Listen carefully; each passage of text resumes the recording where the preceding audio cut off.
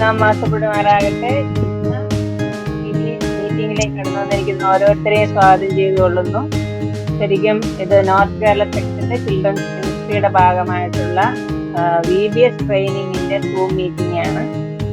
അത് ശരിക്കും നമുക്ക് അല്ലാതെ സൂം മീറ്റിംഗ് അല്ലാതെ നടത്തണമെന്ന് ആരും ശരിക്കും ആഗ്രഹം. സമയക്കുറവ് മൂലം നമ്മളിങ്ങനെ നടത്തുന്നു. ഇനി അടുത്ത വർഷം മുതൽ നമുക്ക് സാധാരണ പോലെ എല്ലാവർക്കും ട്രെയിനിങ് ഉണ്ടായിരിക്കുന്നതാണ്. അപ്പോ ഞാൻ ഇന്ന് ഈ സൂം മീറ്റിംഗ് തുടങ്ങാനുള്ള നടത്താനുള്ള കാര്യം തന്നെ ഞാൻ കുറെ പള്ളിയിൽ ഇങ്ങനെ വിളിച്ചപ്പോ അവര് ശരിയായിട്ടുള്ള രീതിയിലല്ല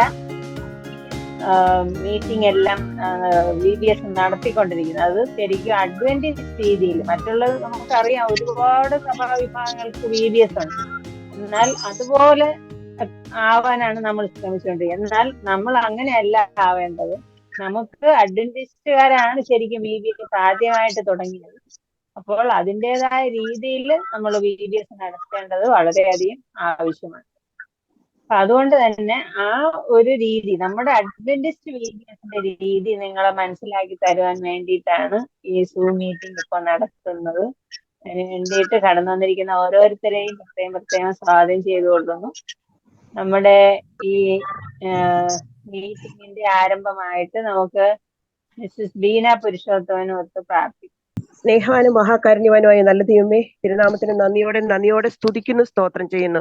കർത്താവെ, ഈ തിങ്കളാഴ്ചയുടെ 5 മണി നേരത്തെ കർത്താവിന്റെ സന്നിധിയിൽ അടിയങ്ങൾക്ക് ഓരോരുത്തർക്കും കടന്നു വരുവാൻ കർത്താവ് തന്ന സാവകാശത്തെ ഓർത്ത് പ്രാർത്ഥിക്കുന്നു നാഥാ, സ്തോത്രം ചെയ്യുന്നു. അതിന് മുഖാന്തരമായ കാരണങ്ങളെ കർത്താവെ അവിടുന്ന് അറിഞ്ഞിരിക്കാൻ വാഴ്ത്തുന്നു, സ്തുതിക്കുന്നു. കർത്താവെ, ഞങ്ങൾ കുഞ്ഞുങ്ങളുടെ ഇടയിലേക്ക് കടന്നു ചെല്ലുമ്പോൾ കർത്താവെ അടിയങ്ങളൊക്കെയും ദൈവമേ അവിടുത്തെ നാമമഹത്വത്തിനായി ജീവിപ്പാനും കുഞ്ഞുങ്ങളെ അതിനനുസരിച്ച് ട്രെയിൻ ചെയ്യിപ്പാനുമുള്ള കൃപ ഞങ്ങൾക്ക് തരണമേ എന്ന് പ്രാർത്ഥിക്കുന്നു. ദൈവമേ, വരുന്ന തലമുറ നഷ്ടപ്പെട്ടു പോകാതെ കർത്താവിന്റെ സന്നിധിയിൽ ദൈവമേ താഴ്മയും വിനയവും ഉള്ളവരായി, അതുപോലെ നന്മയുള്ളവരായി, ദൈവമേ കർത്താവിനെ അറിഞ്ഞു ജീവിപ്പാൻ, അനുസരണമുള്ള പൈതങ്ങളായി, ദൈവമേ ക്ഷമയുള്ള പൈതങ്ങളായി ജീവിപ്പാൻ അവരെ ഓരോരുത്തരെ ഇടയാക്കുന്നതിന് വേണ്ടി അടിയങ്ങൾക്ക് ഈ നൽകി തന്നിരിക്കുന്ന ഈ ട്രെയിനിങ് ക്ലാസ്സിൽ കടന്നു വന്നിരിക്കുന്ന ഓരോ മക്കളെയും കർത്താവിന്റെ കൃപയിൽ നിറച്ചുകൊണ്ട് എന്ന് പ്രാർത്ഥിക്കുന്നു. അടിയങ്ങൾ വൃഥ കേൾക്കുന്നവരല്ല കർത്താവെ, അടിയങ്ങളുടെ ജീവിതത്തിൽ അതൊക്കെ പ്രാവർത്തികമാക്കി, അതൊക്കെ അടിയങ്ങളുടെ ജീവിതത്തിൽ മാറ്റം ഉണ്ടാക്കി കർത്താവെ മറ്റുള്ളവരിലേക്ക് അത് പകരുവാൻ കർത്താവ് ഞങ്ങളെ ഇടയാക്കണമെന്ന് പ്രാർത്ഥിക്കുന്നു നാഥാ, സ്തോത്രം ചെയ്യുന്നു. ഇതിൽ ദൈവമേ കടന്നു വന്നിരിക്കുന്ന ഓരോ മക്കളെ ഒരിക്കൽ കൂടെ സമർപ്പിക്കട്ടെ. കർത്താവിന്റെ കൃപയെ സൂക്ഷിച്ചുകൊള്ളണമേ എന്ന് പ്രാർത്ഥിക്കുന്നു. ട്രെയിനിങ് നൽകി തരുന്ന മക്കളെ ഓരോരുത്തരെയും ഓർത്ത് പ്രാർത്ഥിക്കുന്നു. അവർ നൽകി തരുന്ന പാഠങ്ങൾ അടിയങ്ങളുടെ ജീവിതത്തിലും അത് മറ്റുള്ളവരുടെ ജീവിതത്തിലും നല്ല ഗുണങ്ങളെ ഉണ്ടാക്കുവാനും കർത്താവിലേക്ക് ഞങ്ങൾ ഓരോരുത്തരും ആദായപ്പെടുവാനും കർത്താവ് ഇടയാക്കണമെന്ന് പ്രാർത്ഥിക്കുന്നു. അനേകരിലേക്ക് കർത്താവിന്റെ സത്യത്തെ ദൈവമേ കടന്നു ചെല്ലുവാൻ ഇടയാക്കുന്ന ഒരു സംരംഭമായി ഇതെല്ലാ വ്യക്തികളിലും മാനസാന്തരത്തിന്റെ അനുഭവം ഉണ്ടാക്കുവാൻ എന്റെ കർത്താവ് സഹായിക്കണമെന്ന് പ്രാർത്ഥിക്കുന്നു. കൃപയാൽ ഞങ്ങളെ നിറയ്ക്കണമേ. മനോമഹത്വം കർത്താവ് എടുക്കണം. സകലതും യേശുക്രിസ്തു മൂലം താഴ്മയോടെ യാചിക്കുന്നു. കൃപയോടെ കേൾക്കണം നല്ല പിതാവേ, ആമേൻ. ഇപ്പോൾ ക്ലാസ് എടുക്കുവാൻ കടന്നു വന്നിരിക്കുന്നത് അനേക വർഷം ചിൽഡ്രൻസ് മിനിസ്ട്രീസ് ആയിരുന്ന മിസ്സസ് ഉത്തമ ജോസഫ് അവർകളും, ഇപ്പോൾ നമ്മുടെ യൂണിയന്റെ ചിൽഡ്രൻസ് ഡയറക്ടർ ആയിരിക്കുന്ന മിസ്സസ് കൊച്ചുത്രേസ്യ സെലോണി അവർകളുമാണ്. അവരെ പ്രത്യേകം സ്വാഗതം ചെയ്തുകൊള്ളുന്നു. ഇപ്പൊ നമ്മൾ VBS തുടങ്ങുമ്പോൾ ഞാൻ വേഗം കാര്യത്തിലേക്ക് കടക്കുകയാണ്, സമയക്കുറവ് മൂലം. നമ്മള് കുട്ടികളെ ചിലര് ഒന്ന് മ്യൂട്ട് ചെയ്യണേ, ബാക്കിയുള്ളവർ. ഇപ്പൊ നമ്മള് ഒരു VBS പ്രോഗ്രാമിലേക്ക് കടക്കുമ്പോൾ അനേകം കാര്യങ്ങൾ നമ്മൾ ചെയ്യേണ്ടതായിട്ടുണ്ട്. അതിന് നമുക്ക് ടീച്ചേഴ്സ്, നമ്മൾ ഈ VBS തുടങ്ങുന്നതിന് മുമ്പ് ചെയ്യേണ്ട അനേക കാര്യങ്ങളെ കുറിച്ച് പറഞ്ഞിട്ടുണ്ട്.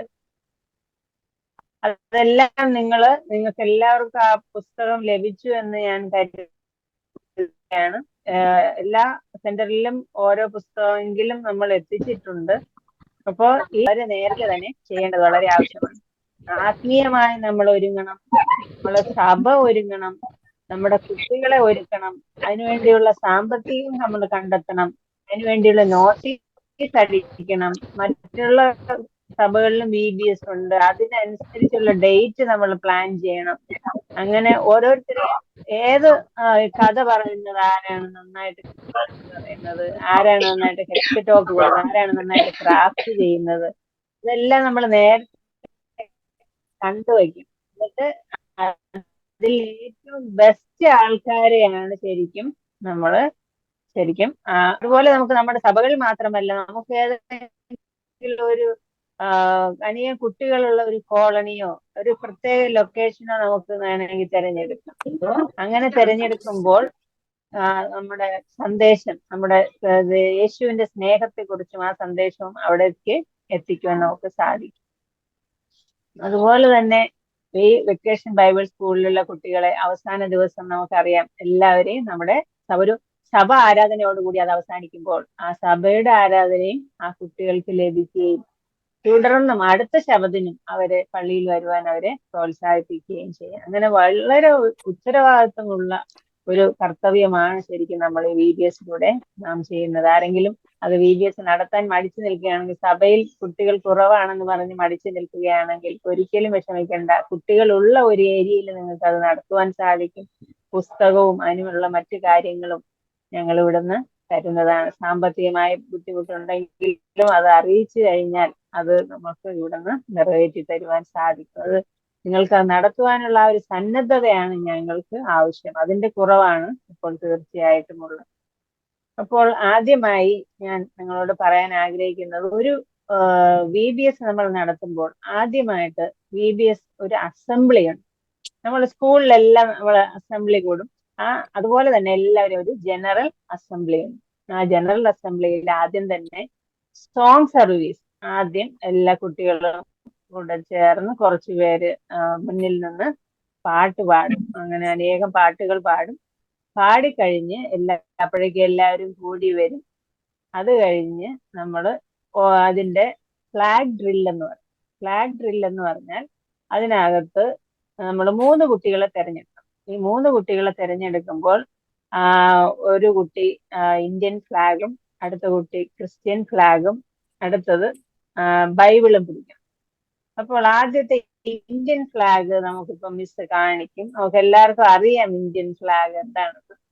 ആ ഇന്ത്യൻ ഫ്ലാഗ് ഇങ്ങനെ ചരിച്ചു പിടിച്ചുകൊണ്ട് നമ്മൾ ഈ കല്യാണത്തിന് ഉള്ള പ്രൊസഷൻ ഇല്ലേ, ഓരോരുത്തരായിട്ട് കടന്നു വരുന്നത് പോലെ തന്നെ വളരെ മന്ദഗതിയിൽ കടന്നു. അതിനുള്ള ഫോട്ടോയൊക്കെ ഞാൻ ഇതിന് ശേഷം നിങ്ങൾക്ക് അയച്ചു തരുന്നതാണ്. ഇവിടെ ഒരു പള്ളിയിൽ നടത്തിയതിന്റെ ഫോട്ടോ നിങ്ങൾക്ക് തീർച്ചയായിട്ടും അയച്ചു തരും.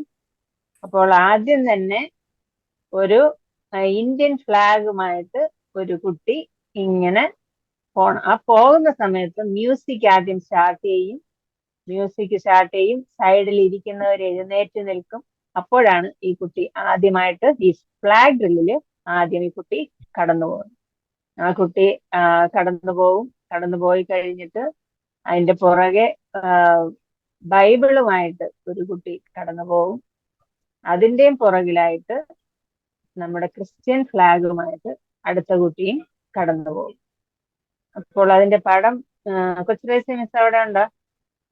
മിസ്സിന് കാണിക്കാൻ പറ്റുന്നുണ്ടോ? ക്രിസ്ത്യൻ ഫ്ലാഗ് കാണാം മിസ്സേ. ആദ്യമായി കാണാം. ആദ്യമായി നാഷണൽ ഫ്ലാഗ് പോകും. അതിന്റെ പുറകെ ബൈബിള് പോകും. ബൈബിളിന്റെ പുറകെ ക്രിസ്ത്യൻ ഫ്ലാഗ്. ഇത് വേണ്ട, അവരുടെ പ്ലഡ്ജ് ഒന്നും ഇപ്പൊ വേണ്ട. ഇല്ല, അത് പോയി അവിടെ നിന്നിട്ട്. ക്രിസ്ത്യൻ ഫ്ലാഗ് നിങ്ങൾ പലരും കണ്ടിട്ടുണ്ടായിരിക്കും. ചിലരുടെ നമ്മുടെ പള്ളികളിൽ ഇതാണ് ക്രിസ്ത്യൻ ഫ്ലാഗ് എന്ന് പറഞ്ഞാൽ ഒരു വെള്ള, നമുക്ക് സഭയിൽ തന്നെ അവരവർക്ക് വേണമെങ്കിൽ ഉണ്ടാക്കാവുന്നതേ ഉള്ളൂ. ഒരു വെള്ള തുണി. അതിന്റെ അളവെന്ന് പറഞ്ഞാൽ ഇപ്പോൾ 30 സെന്റിമീറ്റർ, ഒരു റെക്റ്റാങ്കിൾ ഷേപ്പ് ആയിരിക്കണം. കാരണം 30 സെന്റിമീറ്റർ നീളമാണെങ്കിൽ അതിന്റെ വീതി 20 സെന്റിമീറ്റർ ആയിരിക്കണം. അല്ലെങ്കിൽ അതിനനുസരിച്ച് ആ അനുപാതത്തിൽ നമുക്ക് കൊടി ഉണ്ടാക്കാം. സാധാരണ ഇന്ത്യൻ ഫ്ലാഗ് നിങ്ങളുടെ കയ്യിലുണ്ടെങ്കിൽ ആ അളവിൽ ഉണ്ടാക്കിയാലും മതി. അതിന്റെ ഏറ്റവും വലത്തെ മുകളറ്റത്ത് നീല കളറായിരിക്കും. നീല കളറിന്റെ നടുക്കൊരു ചുമന്ന കുരിശ്. ഇതാണ് ക്രിസ്ത്യൻ ഫ്ലാഗ്. അപ്പൊ മൂന്നാമത് പോകുന്നത് ഈ ക്രിസ്ത്യൻ ഫ്ലാഗ്. ഇവര് പതുക്കെ ചെന്ന് സ്റ്റേജിന്റെ ഫ്രണ്ടിൽ നിൽക്കും. ഫ്രണ്ടില് വലത്തെ അറ്റത്ത് നിൽക്കുന്നത് ഇന്ത്യൻ ഫ്ലാഗ്. ഇന്ത്യൻ ഫ്ലാഗിന്റെ തൊട്ടടുത്ത് ബൈബിളുമായിട്ട് കുത്തി നിൽക്കും. അതിന്റെ ഇപ്പുറത്ത് ക്രിസ്ത്യൻ ഫ്ലാഗുമായിട്ട് കുട്ടി നിൽക്കും. അങ്ങനെ നിൽക്കുന്ന സമയത്ത് ഇതിന്റെ ഡയറക്ടർ ഉടനെ തന്നെ പറയും അറ്റൻഷൻ. അറ്റൻഷൻ എന്ന് പറയുമ്പോൾ എല്ലാവരും അറ്റൻഷൻ പൊസിഷനിൽ നിൽക്കും. എന്നിട്ട് ഇന്ത്യൻ ഫ്ലാഗ് പിടിച്ച കുട്ടി ഒരു സ്റ്റെപ്പ് മുന്നോട്ട് നിൽക്കും. ഒരു സ്റ്റെപ്പ് മുന്നോട്ട് നിന്നതിന് ശേഷം ഉടനെ ഡയറക്ടർ പറയും സല്യൂട്ട്. സല്യൂട്ട് പറയുമ്പം എല്ലാവരും ഇന്ത്യൻ ഫ്ലാഗ് നോക്കി സല്യൂട്ട് ചെയ്യണം. സല്യൂട്ട് ചെയ്തിട്ട് അടുത്ത് ഇന്ത്യൻ അതിന്റെ ഫ്ലഡ്ജ് ഉണ്ട്. അതിന്റെ ഫ്ലഡ്ജ് അത് കാണിക്കും. ഇന്ത്യൻ ഫ്ലാഗ് കാണിക്കുമ്പോൾ അതിന്റെ ഇന്ത്യൻ ഫ്ലാഗിന്റെ ഫ്ലഡ്ജ് ഉണ്ട്. ഫ്ലഡ്ജ് ഇപ്പൊ നമുക്ക് നിങ്ങൾക്ക് കാണാം. I pledge allegiance to the flag of India and to the republic for which it stand one nation under God invisible with liberty and justice for all. Indian എന്നുള്ളത് ഇന്ത്യയാണ്, അത് തെറ്റാണ്. അപ്പൊ ഇന്ത്യയാണെന്ന് നിങ്ങൾ വായിക്കേണ്ടത്. അപ്പൊ ഈ പ്ലഡ്ജ് നിങ്ങൾ പറയണം. പറഞ്ഞു കഴിഞ്ഞ് ഉടനെ ഡയറക്ടർ സ്റ്റാൻഡ് ഫീസ് പറയും. അത് കഴിഞ്ഞ് അതിന്റെ പാട്ടുണ്ട്. പാട്ട് നമ്മുടെ നാഷണൽ ആന്തം തന്നെയാണ്, ജനഗണമന. ആ നാഷണൽ ആന്തം പാടും. ആ കുട്ടി ഒരു സ്റ്റെപ്പ് പുറകോട്ട് നിൽക്കും. അടുത്ത് രണ്ടാമത്തെ ബൈബിൾ ഉള്ള കുട്ടി, ആ കുട്ടി ഫ്രണ്ടിലോട്ട് വരും. ആ കുട്ടിയും ഉടനെ നമ്മൾ സല്യൂട്ട് ചെയ്യണം. സല്യൂട്ട് ചെയ്തിട്ട് അതിന്റെ പ്ലഡ്ജ് പറയണം. ബൈബിളിന്റെ പ്ലഡ്ജ് ഇപ്പൊ കാണിക്കും.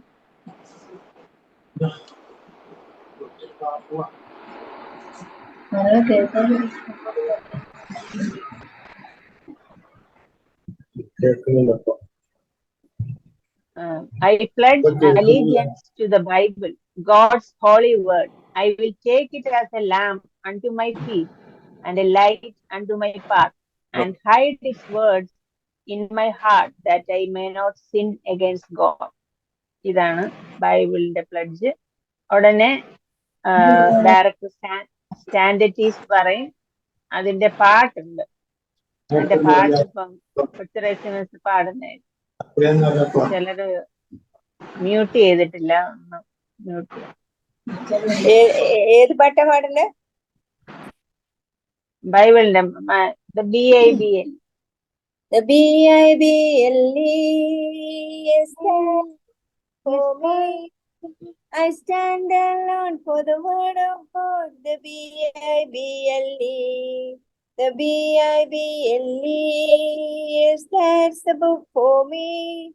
I stand alone for the word of God. The BIBLE. ഈ പാട്ട് നിങ്ങളുടെ ഡയറക്ടറിന്റെ ബുക്കിനകത്തുണ്ട്. ആ പാട്ട് നിങ്ങൾ പഠിച്ച് പാടുക. നിങ്ങൾക്ക് മിക്കവർക്കും അറിയാമെന്ന് തോന്നുന്നു. അടുത്ത് മൂന്നാമത് ക്രിസ്ത്യൻ ഫ്ലാഗ്. ആ കുട്ടി അറ്റൻഷൻ പറയുമ്പോൾ ക്രിസ്ത്യൻ ഫ്ലാഗ് ഉള്ള കുട്ടി ഒരു സ്റ്റെപ്പ് മുന്നോട്ട് നിൽക്കണം. അപ്പോൾ തന്നെ സല്യൂട്ട് ഡയറക്ടർ പറയും, എല്ലാവരും സല്യൂട്ട് ചെയ്യണം. അടുത്ത് പ്ലഡ്ജ്, അതിന്റെ ക്രിസ്ത്യൻ ഫ്ലാഗിന്റെ pledge. I pledge allegiance to the Christian flag and to the Savior for whose kingdom it stands, one brotherhood uniting all mankind in service and love. ഇത് പറഞ്ഞു കഴിഞ്ഞ് director സ്റ്റാൻഡിറ്റീസ് പറയും. അപ്പോൾ ഈ ക്രിസ്ത്യൻ ഫ്ലാഗിന്റെ പാട്ട് പാടും. അതിപ്പോ മിസ് പാടുന്നതായിരിക്കും. We are Jesus children marching. അത് ഈ ഡയറക്ടറിന്റെ ബുക്കിനകത്തുള്ള പാട്ടല്ല, അത് വേറെ പാട്ടാണ്. ആ പാട്ട് ഇപ്പൊ സ്ക്രീനിൽ നമുക്ക് കാണാം. അപ്പൊ ഇത് ഇപ്പൊ നിങ്ങളുടെ ഡയറക്ടേഴ്സ് മാനുവലിൽ ഈ പാട്ട് ഇല്ല കേട്ടോ. അത് വേണമെങ്കിൽ ഞാൻ ജീനയ്ക്ക് അയച്ചു കൊടുത്തിട്ടുണ്ട്. ജീന നിങ്ങൾക്ക് ഷെയർ ചെയ്യും. അപ്പൊ അത് പിന്നെ അത് നിങ്ങൾക്ക് പഠിപ്പിക്കാം. ഓൺവേർഡ് ക്രിസ്ത്യൻ സോൾജിയേഴ്സിന്റെ ട്യൂണിലാണ്. വേണമെങ്കിൽ നിങ്ങൾക്ക് അത് പാടാം. പക്ഷെ ഇത് ഇതിന് മുമ്പുള്ള ഒരു ഇതുപോലെ BBSന്റെ ഇതിനകത്ത് വന്നതാണ്. അപ്പൊ അന്ന് ഞാനത് എടുത്തു വെച്ചിരുന്നു ആ പാട്ട്. മിസ് മാത്രം പാടിയാൽ മതി, അല്ലെങ്കിൽ മിസ് മാത്രം പാടിയത് അല്ല, എല്ലാരും കൂടെ പാടിയ പാട്ട് ക്ലിയർ ആവും. വേറെ ആരുടെ കയ്യിൽ ഇത് നോക്കി പാടാനായിട്ടില്ലേ? അപ്പൊ ഞാനിപ്പോ പാടും. We are Jesus' children, marching as we sing, showing all we love Him, for He is our King. He loves all the children and they love him too. He will help and lead us in all that we do. We are Jesus' children, marching as we sing, showing all we love him, for he is a king. Okay, പാട്ട് പാടി കഴിഞ്ഞിട്ട് പിന്നെ flag നമുക്ക് അതിനകത്ത് 2 socket, നമ്മുടെ ചെടിച്ചട്ടിയോ എന്തെങ്കിലും ബക്കറ്റിൽ എന്തെങ്കിലും മണ്ണ് നിറച്ചോ നമുക്ക് വയ്ക്കാം. അതിനകത്ത് ഈ 2 ഫ്ലാഗും, അതായത് ഇന്ത്യൻ ഫ്ലാഗും ക്രിസ്ത്യൻ ഫ്ലാഗും അതിനകത്ത് വയ്ക്കണം. വച്ച് കഴിഞ്ഞിട്ട് നമുക്ക് പ്രാർത്ഥിക്കണം. പ്രാർത്ഥിച്ചു കഴിഞ്ഞിട്ട് അന്നത്തെ എന്തെങ്കിലും ഇൻസ്ട്രക്ഷൻസ് കൊടുക്കാനുണ്ടെങ്കിൽ കൊടുക്കാം. എന്നിട്ട് എല്ലാവരെയും ഇരിക്കാൻ വേണ്ടി പറയണം. ഇതാണ് ആദ്യത്തെ ഫ്ലാഗ് ഡ്രിൽ എന്ന് പറയുന്നത്. അത് കഴിഞ്ഞ് നമ്മൾ പിന്നെ ഓരോരോ പ്രോഗ്രാമായിട്ട് നമ്മൾ തുടങ്ങും. അപ്പൊ ഇതിനകത്ത് സമയം ശരിക്കും ആ ബുക്കിനകത്ത് കൊടുത്തിട്ടുണ്ട്. ആ സമയക്രമം അനുസരിച്ച് നമുക്ക് പോകാം. അടുത്ത് നമുക്ക് ഇപ്പൊ നമുക്ക് ക്ലാസ് എടുക്കുന്നത് മിസ്സസ് സുഷമ ജോസഫ് മിസ് ആണ്. അത് സ്റ്റോറി റിലേറ്റഡ് ആയിട്ടുള്ള സ്റ്റോറിക്ക് നമ്മളൊരു കഥ പറയുമ്പോൾ എന്തൊക്കെയാണ് നാം ശ്രദ്ധിക്കേണ്ടതെന്നുള്ളത് വളരെ ചുരുക്കമായിട്ട് ഇപ്പൊ മിസ് പറയും. അപ്പോൾ സുഷമ മിസ്സിനെ സ്വാഗതം ചെയ്യും.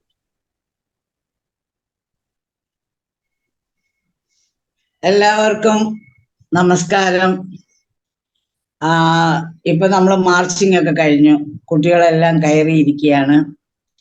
അവർക്ക് BBSലെ ഏറ്റവും ഇഷ്ടമുള്ളതായ കാര്യം സ്റ്റോറീസ് ആണ്. അതിപ്പോ എല്ലാ കാര്യങ്ങളും സ്റ്റോറി കൂടെ തന്നെയാണ് പറയുന്നത്. നേച്ചർ ടോക്ക് ആയാലും ഏതൊരു കാര്യമായാലും സ്റ്റോറി. കാരണം അവർക്ക് സ്റ്റോറി കേൾക്കാനാണ് ഇഷ്ടം. അപ്പൊ കഥ കേൾക്കാൻ ഇഷ്ടപ്പെടുന്നത് പിള്ളേരാണ്. എല്ലാവരും ചെറുപ്പം മുതലേ നമ്മൾ ഇന്നും കഥ കേൾക്കാൻ ഇഷ്ടപ്പെടുന്നവരാണ്. അപ്പൊ ആ ഇൻട്രസ്റ്റ് നമ്മുടെ മനസ്സിലുണ്ടായിരിക്കണം.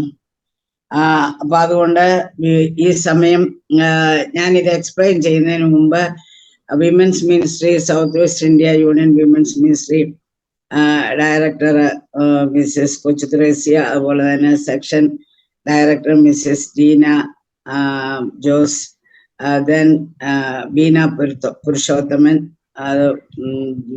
സെക്ഷൻ, പിന്നെ ആരൊക്കെ കയറിയിട്ടുണ്ടെന്ന് എനിക്കറിയാൻ വയ്യ. എല്ലാവരുടെയും ആശീർവാദത്തോടു കൂടി അനുവാദത്തോടു കൂടി ഞാൻ എന്നെ ഏൽപ്പിച്ചതായ ദൗത്യം ഞാൻ ചെയ്യുകയാണ്. അപ്പൊ സ്റ്റോറി എന്ന് പറയുമ്പം ഞാനിപ്പോ ഇതിനകത്ത് എനിക്ക് തോന്നുന്നു ഡയറക്ടേഴ്സ് കാണും. പള്ളികളിലെ ഓരോ പള്ളികളിൽ തിരഞ്ഞെടുത്തതായ ഡയറക്ടേഴ്സ് അവിടെ കാണുമെന്ന് വിശ്വസിക്കുന്നു. ഏതാണ്ട് 37 പേര് കയറിയിട്ടുണ്ടെന്ന് എനിക്ക് തോന്നുന്നു. 34 പേര് കയറിയിട്ടുണ്ട്. തീർച്ചയായിട്ടും ഡയറക്ടേഴ്സ് കാണും, നിയോഗിക്കപ്പെട്ടവര്. അപ്പൊ അവര് സ്റ്റോറി ടെല്ലിങ്ങിന് വേണ്ടി അല്ലെങ്കിൽ കഥ പറയുന്നതിന് വേണ്ടി ആളുകളെ തിരഞ്ഞെടുക്കുന്നത് വളരെ ശ്രദ്ധിച്ചു വേണം ആളുകളെ തിരഞ്ഞെടുക്കാനായിട്ട്. കാരണം സ്റ്റോറി പറയാന്നൊക്കെ പറയുന്നത് കുട്ടികളുടെ ഈവൻ ബൈബിൾ സ്റ്റോറി പറയുന്നതും ഒക്കെ ഇതൊക്കെ പറയാനായിട്ടുള്ളതായ കഴിവുള്ളവര്, കഴിവ് മീൻസ് ഞാൻ ഒരു താത്തുകെട്ടി പറയുന്നതല്ല, ഇൻട്രസ്റ്റഡ് ആയിട്ട് പിന്നെ ഇത് കൊണ്ടുപോകാൻ ഇൻട്രസ്റ്റ് ഉള്ള ഒരാളാണ്. ആ ആളിനെ നമുക്ക് പള്ളിയിൽ പഴക്കം കാണും പലപ്പോഴായിട്ട്. മിഷൻ റിപ്പോർട്ട് നോക്കിയും പേജ് ടോക്കൊക്കെ പറഞ്ഞും ഇങ്ങനെയൊക്കെ പഴകിയതായ ആളുകള്, വെരി ഇൻട്രസ്റ്റഡ് പീപ്പിൾ ആണ് അവരെ തെരഞ്ഞെടുത്ത് ഏൽപ്പിക്കുന്നതായിരിക്കും നന്നായിരിക്കുന്നത്. കാരണം ഈ സ്റ്റോറിയാണ് എല്ലാ സഭകളിലും BBS നടക്കുന്നുണ്ട്. സ്റ്റോറീസ് കേൾക്കാനാണ് പിള്ളേർ എപ്പോഴും ഇഷ്ടപ്പെടുന്നത്. അപ്പൊ അതുകൊണ്ട് അങ്ങനെയുള്ളവരെ മാത്രമേ തെരഞ്ഞെടുക്കാവുള്ളൂ. സ്റ്റോറി കഴിവതും ഒത്തിരി പ്രായമുള്ള അമ്മച്ചിമാരെ ഒന്നും സ്റ്റോറി പറയാനായിട്ട് എടുക്കട്ടെ. ഞാൻ പ്രായമുള്ളത് തന്നെയാണ്, പക്ഷെ എന്നോട് തന്നെ ഞാനും പറയാണ്. അപ്പൊ അങ്ങനെ ഒരു കുട്ടികളുടെ മുമ്പിൽ പിടിച്ചു നിൽക്കാൻ തക്കണം, അവരെ അട്രാക്ട് ചെയ്യാൻ തക്കണം, അവരെ അവരുടെ സ്റ്റോറിയിലേക്ക് കൊണ്ടുപോകാൻ തക്കവണ്ണമുള്ള കഴിവുള്ള അമ്മച്ചിമാരുടെയൊക്കെ കൈ കൊടുത്തു കഴിഞ്ഞാൽ അവരൊരുമാതിരി അത് ആക്കാം. അങ്ങനെ തന്നെ ഞാൻ പറയത്തുള്ളൂ. കാരണം അതിന്റെ സ്റ്റേജുകൾ അവര് നല്ലപോലെ പറഞ്ഞവരായിരിക്കും, പക്ഷെ സ്റ്റേജൊക്കെ കഴിഞ്ഞു കാണും. അതുകൊണ്ട് അത് വളരെ ശ്രദ്ധിക്കണം. ചെറുപ്പക്കാരായിട്ടുള്ള ആൾക്കാരെയാണ് ഏൽപ്പിക്കുകയാണ്. വളരെ അട്രാക്റ്റീവായിട്ട് അത് മുന്നോട്ട് കൊണ്ടുപോകാൻ തക്കണം കഴിയും എന്നും പറഞ്ഞ് ഞാൻ പ്രായം ചെന്നവരെ തള്ളിക്കളയില. ബഹുമിടുക്കികളായിട്ട് സ്റ്റോറി പറയുന്ന അമ്മച്ചിമാരൊക്കെ ഉണ്ട്, അതറിയാവുന്നത് അതുപോലെ ചെയ്യുക. ഓക്കെ, എനിവേ പിന്നെ ഈ സ്റ്റോറി പറയാനായിട്ട് സ്റ്റോറി ബുക്കൊക്കെ കൊടുക്കുന്നുണ്ട്. കുറച്ച് സമയം കൂടുതൽ, അതായത് 2-3 ദിവസം മുമ്പേ സ്റ്റോറി ബുക്ക് അവരുടെ കൈ കൊടുത്തിരിക്കണം. ആരാണ്, കാരണം റൊട്ടേറ്റ് ചെയ്യല്. അല്ലെങ്കിൽ എനിക്ക് തോന്നുന്നത് നല്ല പോലെ പറയാൻ തക്കണം സ്റ്റോറി ബുക്ക് ഒരാൾ തന്നെ കൈകാര്യം ചെയ്യുന്നത് നല്ലതായിരിക്കും. അല്ല എങ്കില് 2 ദിവസം 3 ദിവസം മുമ്പ് ഇത് കൊടുത്തിരിക്കണം. അത് പ്രധാനപ്പെട്ട ഘടകം. അപ്പം സ്റ്റോറി പറയുന്നതിന് അവരോട് പറയേണ്ട കാര്യങ്ങളാണ് ഞാനിപ്പം പറയാൻ പോകുന്നത്. അതായത് സ്റ്റോറി ബുക്ക് കൈ കിട്ടുന്നുണ്ടെ അതൊരു റീഡ് സ്റ്റോറി മെനി ടൈംസ്, ഒത്തിരി പ്രാവശ്യം സ്റ്റോറി വായിക്കണം. ഈ കൈ കിട്ടുന്ന സ്റ്റോറി പറയാനുള്ള ആളുകളുടെ ഒരുക്കങ്ങളാണ് ഞാൻ പറയുന്നത്. കുറെ പ്രാവശ്യം സ്റ്റോറി വായിക്കണം, അതിന് ഗുണമുണ്ടാകും, ഉറപ്പായിട്ടുണ്ടാകും. കാരണം ഈ സ്റ്റോറി പല സ്കൂളുകളിൽ ഞാൻ കണ്ടിട്ടുണ്ട്. സ്റ്റോറി ഓടി വന്ന് സ്റ്റോറി ബുക്ക് മേടിച്ചിട്ട് ഇത് വായിക്കുന്നു. അങ്ങനെ അതുകൊണ്ട് സ്റ്റോറി ബുക്ക് കയ്യിൽ ഇരിക്കാതിരിക്കാൻ വേണ്ടിയാണ്. കാരണം നിങ്ങളുടെ കൈകാലുകളും നിങ്ങളുടെ മുഖവും നിങ്ങളുടെ കണ്ണും നിങ്ങളുടെ അങ്ങനെയുള്ളതായി നിങ്ങളുടെ അവയവങ്ങൾ മാത്രമായിരിക്കട്ടെ കൂടുതൽ പ്രവർത്തിപ്പാൻ വെക്കണം. അല്ലാതെ സ്റ്റോറി ബുക്ക് കൈവച്ചുകൊണ്ട് ഒരിക്കലും സ്റ്റോറി പറയാൻ പോകരുത്. അതുകൊണ്ടാണ് സ്റ്റോറി കുറെ പ്രാവശ്യം വായിക്കണം എന്ന് പറയുന്നത്. അപ്പം സ്റ്റോറി ബുക്ക് കിട്ടുമ്പോൾ സ്റ്റോറി കുറെ പ്രാവശ്യം വായിക്കാം. എന്നിട്ട് അതിന്റെ സെൻട്രൽ പോയിന്റ് കണ്ടുപിടിക്കണം.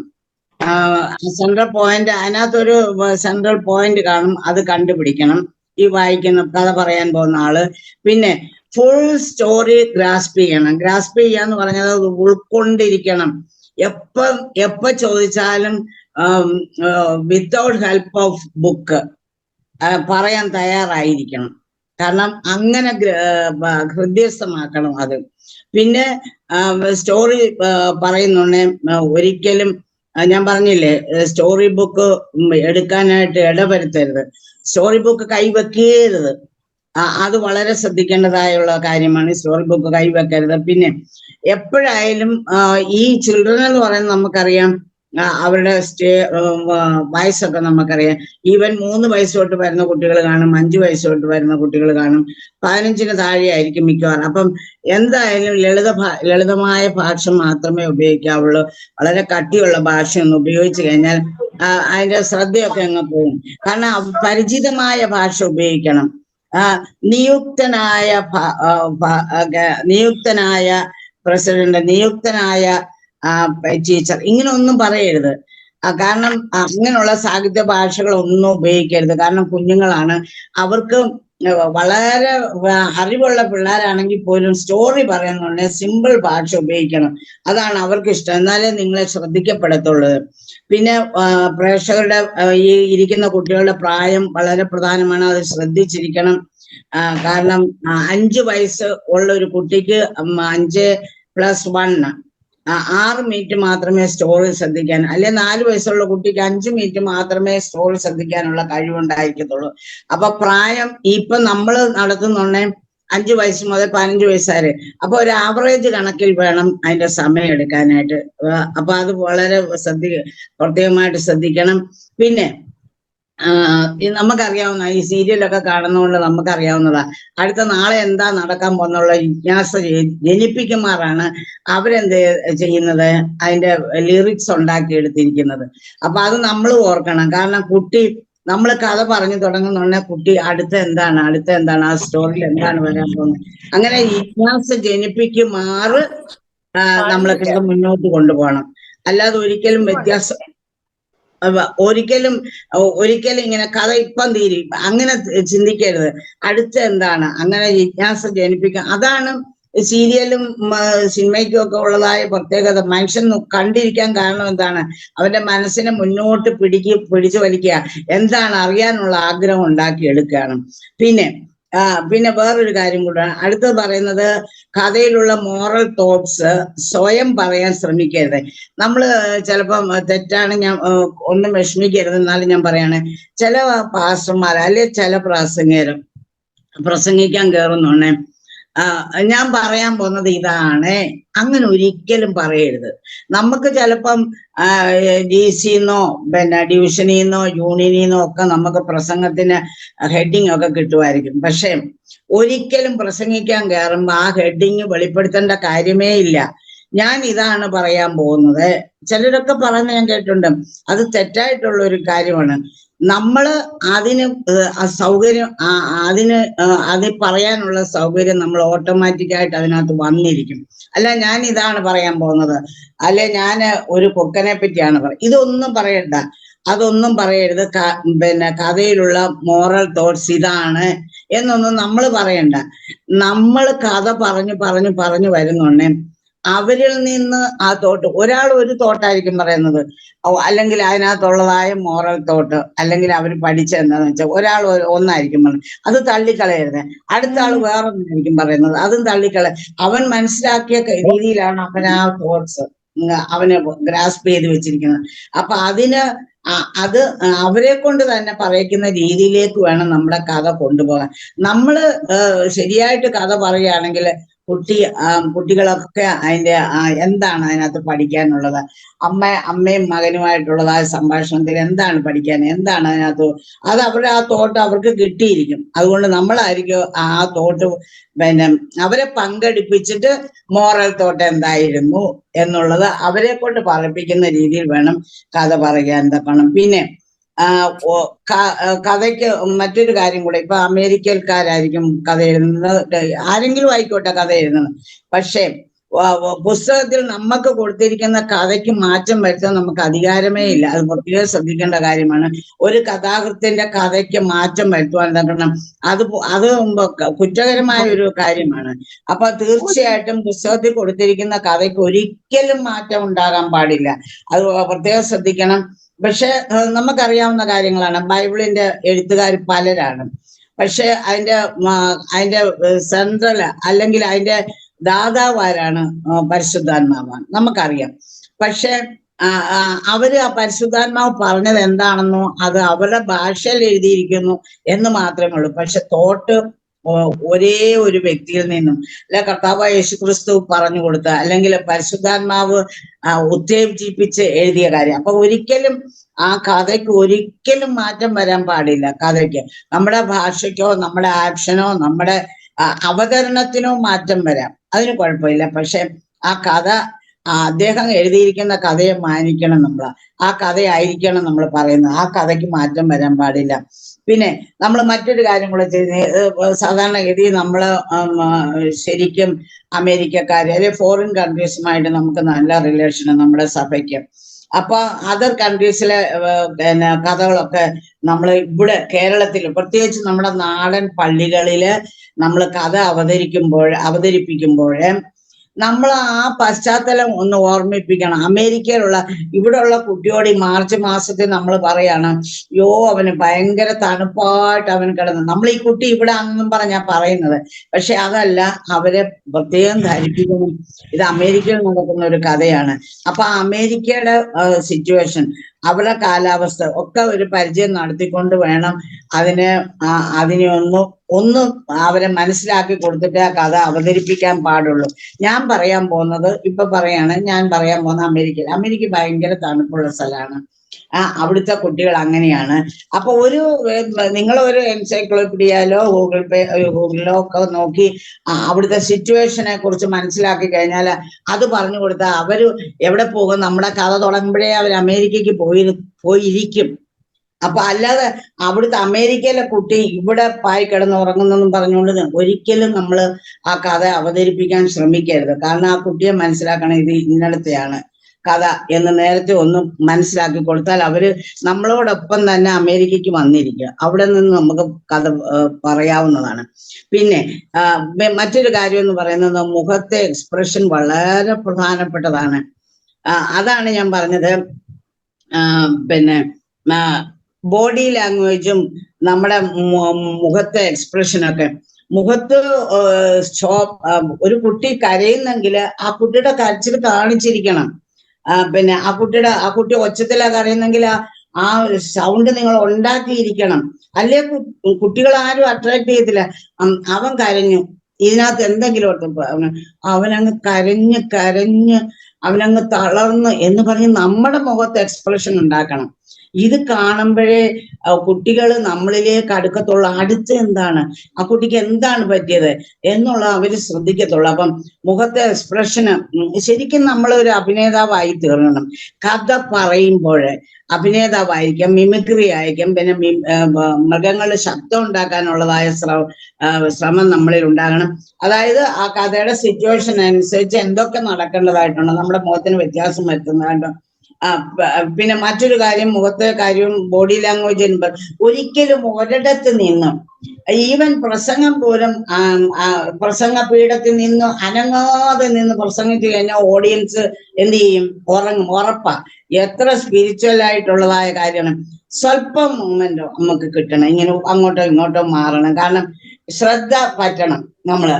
അപ്പൊ ഈ കഥയെന്ന് പറയുമ്പോഴത്തേനും ആ കഥയ്ക്ക് എന്തൊക്കെ ആവശ്യമുണ്ടോ, നമ്മുടെ ബോഡി എവിടെയൊക്കെ മാറണോ അവിടെയൊക്കെ മാറി ഒരു അഭിനയദാതാവ് എങ്ങനെയാണ് ചെയ്യുന്നത്, അങ്ങനെ ഒരു രീതിയിലേക്ക് വേണം നമ്മുടെ കഥ കൊണ്ടുപോകാൻ. അത് ബോഡി ലാംഗ്വേജ് വളരെ പ്രധാന.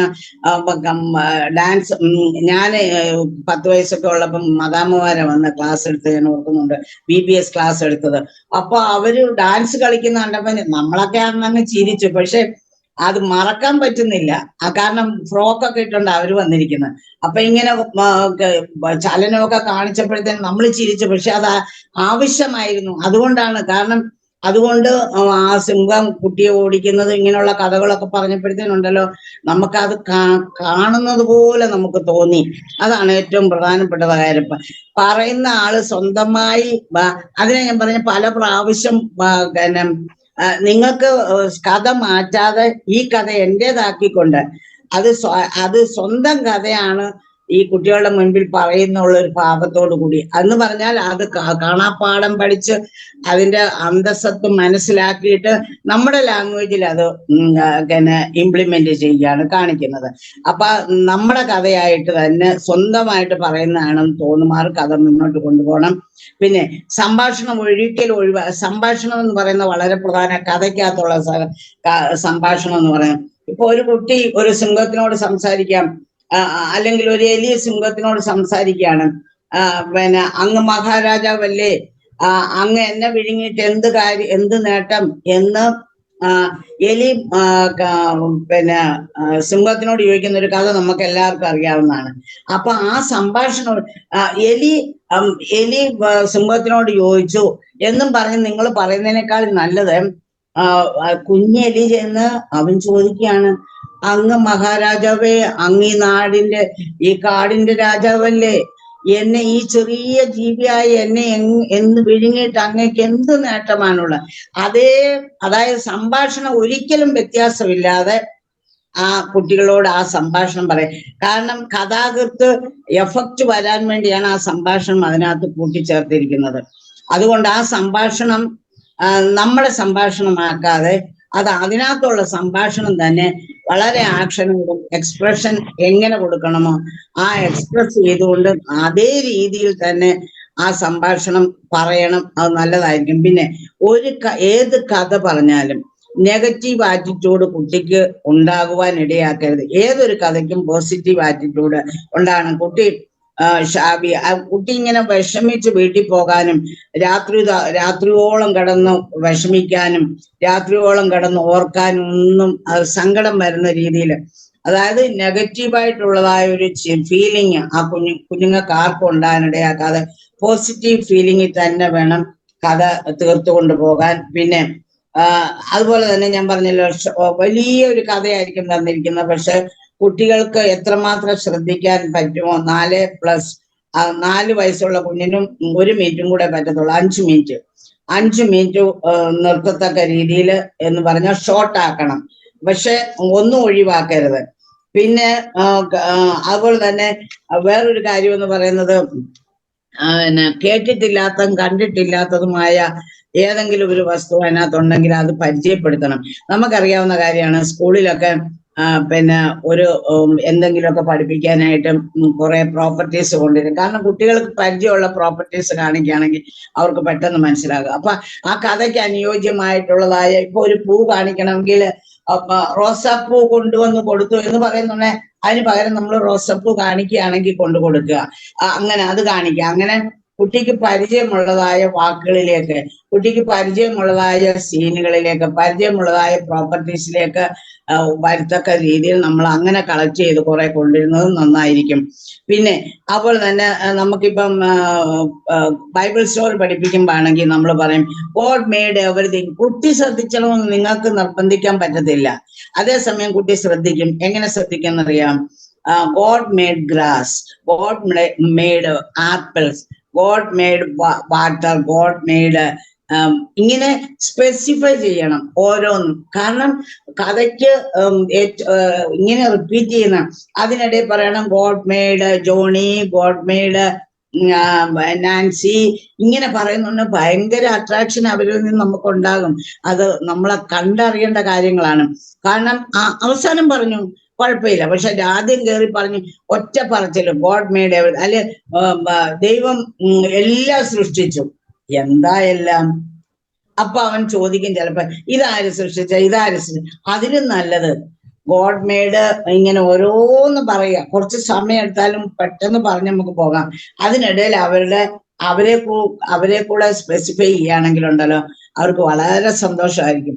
അവനെ അങ്ങനെ ഒരുത്തനെ ചൂണ്ടി പറയുമ്പോ അവൻ എല്ലാവരോടും നോക്കണം. അതെല്ലാം അട്രാക്ട് ചെയ്യുന്നതായ ഒരു സിറ്റുവേഷൻ ആണത്. പിന്നെ അതുപോലെ തന്നെ നമ്മള് കഥ പറയുമ്പോൾ പ്രത്യേകം ശ്രദ്ധിക്കേണ്ട കാര്യങ്ങളാ. ഒരു തമാശയായിട്ട് നമ്മൾ എടുക്കരുത്. കൊച്ചുകുട്ടികള് പെടലി നോക്കും കൊച്ചുകുട്ടികൾക്ക്. അപ്പൊ അതുകൊണ്ട് കൊച്ചുകുട്ടികൾ ഇരിക്കുന്നതിന്റെ നേരെ ഫ്രണ്ടിൽ പോയി നിൽക്കരുത്. കാരണം അവരുടെ പെടലി വേദന എടുക്കും. അപ്പൊ നമ്മള് നമ്മളെന്തായിരിക്കണം? Physically close to children. അത് വളരെ പ്രധാനപ്പെട്ട കാര്യമാണ്. പക്ഷെ അവരുടെ ഫ്രണ്ടിൽ പോയി നിന്നിട്ട് നമ്മുടെ വായിൽ വരുന്നതായ തുപ്പലും ഒക്കെ ഏറ്റു കഴിഞ്ഞുണ്ടല്ലോ അതുങ്ങൾ പിന്നെ ശ്രദ്ധിക്കത്തില്ല. പിന്നെ അവൻ പുറകിലേ ഇരിക്കത്തുള്ളൂ. അന്നേരം ശ്രദ്ധിച്ചോണം. അത് വളരെ ശ്രദ്ധയോടുകൂടെ നമ്മൾ ആര് സംസാരിക്കുമ്പോഴും ചിലപ്പം തുപ്പലൊക്കെ ഉണ്ടായെന്ന് വരും. അപ്പൊ അത്രയും ക്ലോസ് ആയി പോകരുത്. അവന്റെ പെടലിക്ക് വേദന എടുക്കുന്ന രീതിയിലും ക്ലോസ് ആയി പോകരുത്. പക്ഷെ നമുക്ക് എല്ലാവരും ക്ലോസ് ആയിട്ട് കൊണ്ടുപോകാനായിട്ട്. കാരണം കഥ പറയുന്ന സമയത്ത് റൈറ്റ് സൈഡിൽ പോകുക, ലെഫ്റ്റ് സൈഡിൽ പോകുക, അവനെ തൊടുക, ഇവനെ തൊടുക. നിങ്ങൾക്ക് അങ്ങനെയൊക്കെ ചെയ്യാം. ജോഡി എന്നൊക്കെ പറയുമ്പം അല്ലെങ്കിൽ ആ കുട്ടികളുടെ പേരൊക്കെ ഒന്ന് മനസ്സിലാക്കി വെച്ചോണ്ട് വേണം. അപ്പൊ അങ്ങനെ വരുമ്പോഴത്തേന് അവന് വളരെ സന്തോഷമാകും. പിന്നെ എന്നാ നമ്മൾ അവരോട് ചേർന്ന് നിൽക്കുന്നു. ഒരിക്കലും പുൽപ്പിറ്റി കയറി നിന്ന് കഥ പറയാൻ ശ്രമിക്കരുത്. കാരണം കുഞ്ഞുങ്ങളോടൊപ്പം വേണം കഥയ്ക്ക് നിൽക്കാനായിട്ട്. അപ്പം കുഞ്ഞുങ്ങളെ ഫിസിക്കലായിട്ട് നമ്മൾ പല കാര്യങ്ങൾ ശ്രദ്ധിക്കുന്ന പോലെ തന്നെ തലമേളോട്ട് പൊക്കി വെച്ച് പെടലി നോക്കാനായിട്ട് ഇടവരുത്തരുത്. അതുപോലെ തന്നെ ഇങ്ങനെയുള്ളതായ അശുഭ കാര്യങ്ങൾ ഉണ്ടാകാനും ഇടവരുത്തരുത്. എന്നാൽ അവരോടൊപ്പം ചേർന്ന് നിന്ന് വേണം കഥ പറയാം. എല്ലാവർക്കും ശ്രദ്ധിക്കത്തക്ക രീതിയിലുള്ളതായ പൊസിഷൻസ് കീപ്പ് ചെയ്ത് വേണം, മൂവ് ചെയ്ത് വേണം പോകാനായിട്ട്. പിന്നെ വേറൊരു കാര്യം പറയുന്നത്, ഇപ്പം ഓരോ വേർഡുകള് പിന്നെ റെപ്പിറ്റേഷൻ നമുക്കുണ്ടാകും, പിക്ചേഴ്സ് നമുക്ക് കാണിക്കാം, മിമിക്രി കാണിക്കാം. അങ്ങനെ ഓരോ കാര്യങ്ങള് നമ്മൾ ശ്രദ്ധിക്കേണ്ട കാര്യങ്ങൾ ധാരാളമായിട്ടുണ്ട്. അതുപോലെ തന്നെ സ്റ്റോറി ഷോർട്ട് ആകണമെന്ന് ഞാൻ ഓൾറെഡി പറഞ്ഞു കഴിഞ്ഞു. എന്ന് പറഞ്ഞാൽ ആ സ്റ്റോറിക്ക് വ്യത്യാസം വരുത്താതെ ചെയ്യണം. പിന്നെ നമുക്ക് ഏറ്റവും പ്രധാനപ്പെട്ടതായ ഒരു കാര്യം എന്ന് പറയുന്നത് കണ്ണാണ്. കാരണം നമ്മളെ ഒരു കുട്ടി എന്നല്ല, നമ്മൾ ആരോട് സംസാരിക്കുമ്പോഴും അവരുടെ മുഖത്തോട്ട് നോക്കിയാണ്, അല്ല കുനിഞ്ഞല്ല സംസാരിക്കുന്നത്. അപ്പൊ കണ്ണെന്ന് പറയുന്നത് നമ്മുടെ കണ്ണിലോട്ടാണ് അവര് സ്റ്റോറി പറയുമ്പോൾ നോക്കുന്നത്. നമ്മുടെ ഉപരിയായിട്ട് നമ്മളെ കണ്ണിലോട്ട് ആ എക്സ്പ്രഷനൊക്കെ കണ്ണ് ഒത്തിരി എക്സ്പ്രഷൻസ് കാണിക്കുന്നതാണ്. അപ്പൊ കണ്ണിലോട്ട് നോക്കി ഓരോ കുട്ടിയുടെ കണ്ണിലും നിങ്ങളുടെ കണ്ണ് ഉടക്കിയിരിക്കണം. അത് ഏറ്റവും പ്രധാനപ്പെട്ട. കാരണം 45 പേരുണ്ടെങ്കിൽ 45 പേരെ നിങ്ങൾ സ്റ്റോറി സമയത്ത് ശ്രദ്ധിക്കണം. 45 പിള്ളേരെയും കണ്ണിൽ നിങ്ങളുടെ കണ്ണ് ഉടക്കിയിരിക്കണം. കാരണം ഒരാളും അശ്രദ്ധയായിട്ട് ഇരിക്കാൻ എന്നവർക്ക് പറ്റത്തില്ല, ഇൻട്രസ്റ്റഡ് ആയിരിക്കും. അപ്പൊ എല്ലാവരുടെയും മുഖത്ത് നമ്മുടെ കണ്ണിൽ, അവന്റെ കണ്ണില് നമ്മൾ നോക്കിയിരിക്കണം, നമ്മുടെ കണ്ണിൽ അവരും നോക്കിയിരിക്കും. അപ്പൊ കണ്ണ് വളരെ പ്രധാനപ്പെട്ടതായ ഒരു ഘടകമാണ്. പിന്നെ അപ്പോൾ തന്നെ ശബ്ദം ശ്രവണ സുന്ദരമായിരിക്കണം. പിന്നെ ഇപ്പൊ ഒരു മൃഗം ഇപ്പം സിംഹം വരുന്നു എന്ന് പറയുന്നുണ്ട്, സിംഹം വരുന്നു എന്ന് പറയുന്നതിനേക്കാളും നല്ലത് സിംഹത്തിന്റെ ശബ്ദം പുറപ്പെടുവിക്കുകയാണെങ്കിൽ അവർ ഓട്ടോമാറ്റിക്കായിട്ട് മനസ്സിലാക്കാതെ സിംഹമാണ് വരുന്നത്. അപ്പൊ അങ്ങനെയുള്ളതായ ചില ശബ്ദം, പിന്നെ അരോചകമായ ശബ്ദം ഉണ്ടാക്കരുത്. പിന്നെ താത്തു പറയേണ്ടടുത്ത് താത്തു പറയണം, പൊക്കി പറയേണ്ടടുത്ത് പൊക്കി പറയണം. അപ്പം അവരെ ശ്രവിക്കുന്നതായ ആ ശബ്ദം അവർ അനുയോജ്യമായ ശബ്ദമായിരിക്കണം എന്ന് നാം മനസ്സിലാക്കണം. പിന്നെ അവസരോചിതമായിട്ടുള്ളതായ വികാരം മാത്രമേ പ്രകടിപ്പിക്കാവുള്ളൂ, അല്ലാതെ ആവശ്യത്തിൽ കൂടുതൽ പ്രകടമാക്കരുത്. ഭയങ്കരമായിട്ട്, ഞാൻ ഈ പറഞ്ഞത് കേട്ടിട്ട് ഭയങ്കരമായിട്ടുള്ള പ്രകടനമൊന്നും ആവശ്യമില്ല. അവസരോചിതമായിട്ട് എപ്പോഴും ആ കഥ അനുസരിച്ച് നമ്മുടെ മുഖത്തിന് വിഷമമാണെങ്കിൽ വിഷമം വരുത്തണം, ചിരിയാണെങ്കിൽ ചിരി കേൾക്കണം. അവന് അട്ടഹസിച്ച് ചിരിച്ചു എന്ന് പറയുമ്പോ അവൻ അട്ടഹസിച്ചു ചിരിച്ചു എന്ന് പറയരുത്, അവൻ അട്ടഹസിച്ച് ചിരിച്ചു, കണ്ടോ. അപ്പൊ അവന് മനസ്സിലായി അട്ടഹസിച്ച് ചിരിച്ചത് എങ്ങനെയാണെന്ന്. അപ്പൊ നമുക്ക് അങ്ങനെയുള്ളതായ ഡയലോഗ്സ് ഒക്കെ നമ്മൾ മാറ്റാതെ നമ്മൾ നോക്കണം. അപ്പോൾ തന്നെ സംഭാഷണത്തിലുള്ളതായ കാര്യങ്ങളൊന്നും വിട്ടുകളയരുത്. കഥയിലുള്ളതായ ഭയം അവർക്ക് മനസ്സിലാക്കി കൊടുക്കണം, കഥയിലുള്ളതായ തമാശ അവർക്ക് മനസ്സിലാക്കി കൊടുക്കണം, കഥയിലുള്ളതായ അത്ഭുതങ്ങൾ അവരെ മനസ്സിലാക്കി കൊടുക്കണം. അതിനൊക്കെ നമ്മുടെ മുഖഭാവങ്ങളും പിന്നെ നമ്മുടെ ആക്ഷനും നമ്മുടെ ഞാൻ പ്രത്യേകം പറയാണ്, കൈകൾ ഒരിക്കലും കൈ കെട്ടിക്കൊണ്ട് ഇത് ചെയ്യരുത്. നിങ്ങളുടെ കൈകൾ എപ്പോഴും ചലിച്ചുകൊണ്ടിരിക്കണം. അതാ കുട്ടി ഓടുന്നു. അപ്പൊ അതാ കുട്ടി ഓടുന്നു എന്ന് പറയുമ്പോഴത്തേനും ഈ കഥാപ്രസംഗക്കാർ അട്രാക്ട് ചെയ്യുന്ന അങ്ങനെയാണ്. അപ്പൊ ആ കുട്ടി ഓടുന്നതൊക്കെ നമ്മുടെ കൈകൊണ്ട് ആക്ഷനൊക്കെ കാണിക്കുന്നുണ്ട്, അറിയാതെ അവര് പുറകോട്ട് നോക്കിപ്പോ. അത് നമ്മുടെ ഒരു വിജയമാണത്. അപ്പൊ അങ്ങനെയൊക്കെ ഉള്ളതായ നമ്മുടെ കൈകാലുകളെ പിന്നെ നമ്മൾ എപ്പോഴും ചിന്തിക്കേണ്ട കാര്യം എന്നാന്ന് പറഞ്ഞാൽ, പിന്നെ കാതിനേക്കാൾ കണ്ണിനു വേണ്ടി വേണം കഥ പറയാൻ. അതാണ്, കാതിനകത്തൂടല്ല. അത് കേൾവി അങ്ങനെ കേൾവി കേൾക്കും, പക്ഷെ കണ്ണുകൾക്ക് വേണ്ടിയാണെന്ന്, കണ്ണിനു വേണ്ടിയാണ് നാം കഥ പറയേണ്ടത്. അപ്പൊ നമ്മുടെ കണ്ണും അവരുടെ കണ്ണും, അതാണ് ഞാൻ പറഞ്ഞത്, വളരെ കോർത്തിരിക്കുന്നതായ അതൊരിക്കലും അവർക്ക് മാറ്റാൻ പറ്റത്തില്ല. കഥയിൽ ചലനത്തിന്റെ ആവശ്യമുള്ളതൊക്കെ അങ്ങനെ തന്നെ ചെയ്യണം. പിന്നെ പ്രത്യേകമായിട്ട് ശ്രദ്ധിക്കേണ്ടതായിട്ടുള്ളതായ കാര്യം എന്ന് പറയുന്നത് നമ്മുടെ വേഷവിധാനം. പിന്നെ അതായത് ഏജ് ഞാൻ പറഞ്ഞല്ലോ, ഇപ്പോഴത്തെ ഏജ് എന്ന് പറയുന്ന പഴയ ഏജ് അല്ലെന്ന് ഓർക്കണം. അപ്പൊ തീർച്ചയായിട്ടും കഥ പറയുന്നത് ആളാണെങ്കിലും, ഏതൊരു സ്റ്റോറി, ഏതൊരു കാര്യം പറയുന്ന ആളായാലും വസ്ത്രധാരണത്തെ കുറിച്ച് വളരെ ബോധം ഉണ്ടായിരിക്കണം. അപ്പോൾ തന്നെ നീറ്റായിട്ട് വസ്ത്രം ധരിക്കണം, നീറ്റായിട്ട് മുഖശോഭ ഉണ്ടാക്കിയെടുക്കണം. ഒന്നും വിഷമിക്കേണ്ട കാര്യങ്ങളില്ല. അതായത് കുട്ടി നമ്മളെ മറ്റു വിധത്തിൽ അവലോകനം ചെയ്യാൻ, കാരണം ഒരു 15 വയസ്സ് വരെ, ഇപ്പൊ തന്നെ 12 വയസ്സെന്ന് പറഞ്ഞ ടീനേജ് സ്റ്റാർട്ട് ചെയ്യുന്നത് തന്നെ ഭയങ്കര അവലോകനം നടത്തുന്ന ഒരു ഏജിലേക്കാണ് വന്നിരിക്കുന്നത്. അപ്പം അങ്ങനെ ആ രീതിയിലുള്ളതായ ഒരു വസ്ത്രധാരണം, പിന്നെ അത്ഭുതകരവും അതിശയകരവുമായ ക്രിയാത്മകവുമായ ദൈവത്തെ നമുക്ക് സ്നേഹിക്കാം. ഈ നമ്മുടെ ഓരോ കഥകളിലും പിന്നെ ഉപയോഗിക്കേണ്ട പ്രോപ്പർട്ടീസ് ഉപയോഗിക്കണം. പിന്നെ ഓരോ കഥകളിലും മോറൽ തോട്ട്സ് വരത്തക്ക രീതിയിൽ വേണം, അത് മറന്നു കളയരുത്. ചിലപ്പോ അതിനകത്തൊരു തോട്ട് കൊടുത്തിട്ടില്ലായിരിക്കാം, പക്ഷെ നമുക്ക് അതിനകത്തൊന്ന് ഉരുത്തിരിഞ്ഞെടുക്കാം തോട്ട്സുകളൊക്കെ. അതുപോലെ തന്നെ ബൈബിൾ സ്റ്റോറീസ് ആണെങ്കിൽ തന്നെ നമുക്ക് ക്രൈസ്റ്റ് സെന്റേർഡ് ആയിരിക്കും. അതൊരിക്കലും വിട്ടുകളയരുത്. വെറും കഥ പറഞ്ഞു പോകാതെ അതിനകത്ത് എന്താണ് നമുക്ക് ചോർത്തിയെടുക്കാനുള്ളത്, എന്താണ് കുട്ടികൾക്ക് കൊടുക്കാനുള്ളത്, കർത്താവ് യേശുക്രിസ്തു ജോലി ചെയ്തു, തച്ചപ്പണി ചെയ്തു, ഇതൊക്കെ നമ്മൾ കഥ പറഞ്ഞങ്ങ് പോകാതെ എന്താണ് നമുക്ക് ചെയ്യാൻ കഴിയും, നമ്മുടെ കുഞ്ഞുങ്ങൾക്ക് വീട്ടിൽ ചെയ്യാൻ കഴിയും, ഇങ്ങനെയുള്ള മോറൽ തോട്ട്സ് അതിനകത്ത് കാണിച്ചില്ലെങ്കിൽ കൂടെ നമ്മളത് തോണ്ടിയെടുത്തിട്ട് കുട്ടികളുടെ മുൻപിൽ അവരെ കൊണ്ട് തന്നെ പറയിപ്പിക്കുന്ന രീതിയിൽ തന്നെ അത് ചെയ്യേണ്ടതാണ്. പിന്നെ ഉപമകൾ, നമ്മൾ കർത്താവ് യേശുക്രിസ്തു നമുക്കറിയാവുന്ന എന്തെല്ലാം വലിയ വലിയ ഗ്രേറ്റ് തിങ്ങൾ നമ്മുടെ മുമ്പിൽ പ്രദർശിപ്പിച്ചത് എങ്ങനെയാണ്? ഉപമകളിലൂടെയാണ്, ചെറിയ ഉപമകളിലൂടെയാണ്. അത് തന്നെ അത് ഒക്കെ ഏറ്റവും വലിയൊരു ഉദാഹരണം, ഒരു മോഡൽ അതാണ് നമുക്ക് എടുക്കേണ്ടത്.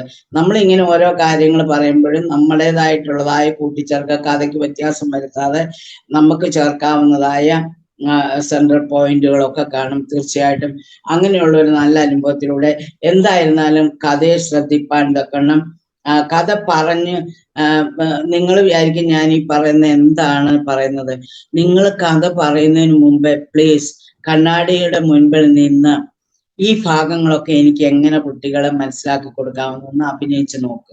കുഴപ്പമില്ല, അത് ഏറ്റവും ബെറ്റർ ആയിരിക്കും. കാരണം ഈ ഭാഗങ്ങള് ചില സാഡായിട്ടുള്ള ഭാഗങ്ങള്, ചില സന്തോഷമുള്ള ഭാഗങ്ങള്, ഇതൊക്കെ എങ്ങനെ അവതരിപ്പിക്കാൻ കഴിയും?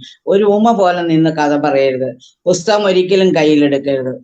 തീർച്ചയായിട്ടും നിങ്ങളുടെ കൈകാലുകള്, നിങ്ങൾ എന്തെങ്കിലും പ്രോപ്പർട്ടീസ് ഉണ്ടെങ്കിൽ അത്, നിങ്ങളുടെ കണ്ണുകള്, നിങ്ങളുടെ ചുണ്ടുകള്, നിങ്ങളുടെ കവിളുകള്, ഇതൊക്കെ ആയിരിക്കട്ടെ നമ്മുടെ ഈ നാച്ചുറൽ പ്രോപ്പർട്ടീസിൽ.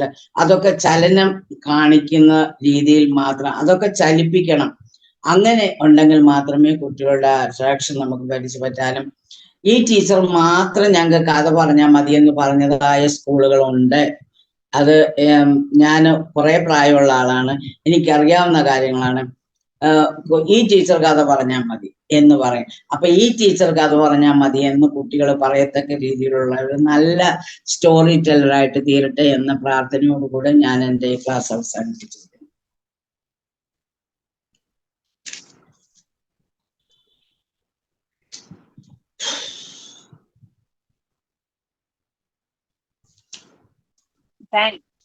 ക്ലാസ് എടുത്ത മിസ്സിന് പ്രത്യേകം നന്ദി പറഞ്ഞുകൊള്ളുന്നു. വളരെ ആകർഷകമായിട്ട് പറയാനുള്ള പോയിന്റ് എല്ലാം പറഞ്ഞു എന്ന് കരുതുന്നു. നമുക്ക് എത്ര നന്നായി കഥ പറയാം, എത്ര ആകർഷകമാക്കാം, എത്ര അവര് നന്നായി മനസ്സിലാക്കിപ്പിക്കാം എന്ന് പറഞ്ഞതിന് പ്രത്യേകം നന്ദി പറഞ്ഞുകൊള്ളുന്നു. ഇപ്പോൾ നമുക്ക് ബൈബിൾ ലെസൺസും നേച്ചർ ലെസൺസും എങ്ങനെ എടുക്കാം എന്നതിനെ പറ്റി മിസ്സസ് കൊച്ചുറേസ സെൽവമണി ക്ലാസ് എടുക്കുന്നു. മിസ്സിനെ സ്വാഗതം.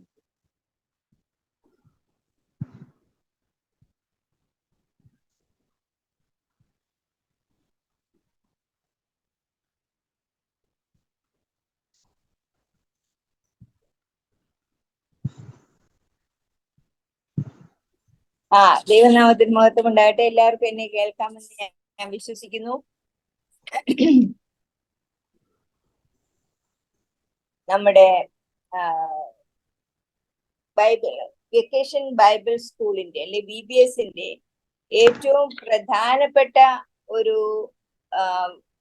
ഭാഗത്തേക്കാണ് നമ്മൾ കടന്നു വന്നിരിക്കുന്നത്. ഏറ്റവും പ്രധാനപ്പെട്ട നമ്മുടെ വെക്കേഷൻ ബൈബിൾ സ്കൂളിന്റെ ലക്ഷ്യം എന്താണ്? റെസ്പോണ്ട് ചെയ്തോളൂ ആരെങ്കിലും ഒക്കെ. എന്താണ് ലക്ഷ്യം? എന്തിനാണ് നമ്മൾ വെക്കേഷൻ ബൈബിൾ സ്കൂൾ? കുട്ടികളെ ദൈവത്തിന് വേണ്ടി നേടും. കുട്ടികളെ ഡയറക്റ്റ് പറയണ്ട, വേറെ ആരെങ്കിലും ഒക്കെ പറയട്ടെ.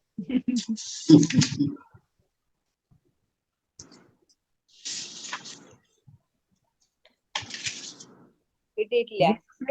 ജീസസിനെ കുറിച്ച് കുട്ടികളെത്തിക്കാം.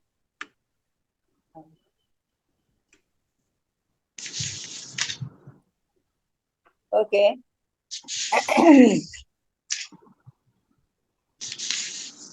നമ്മള്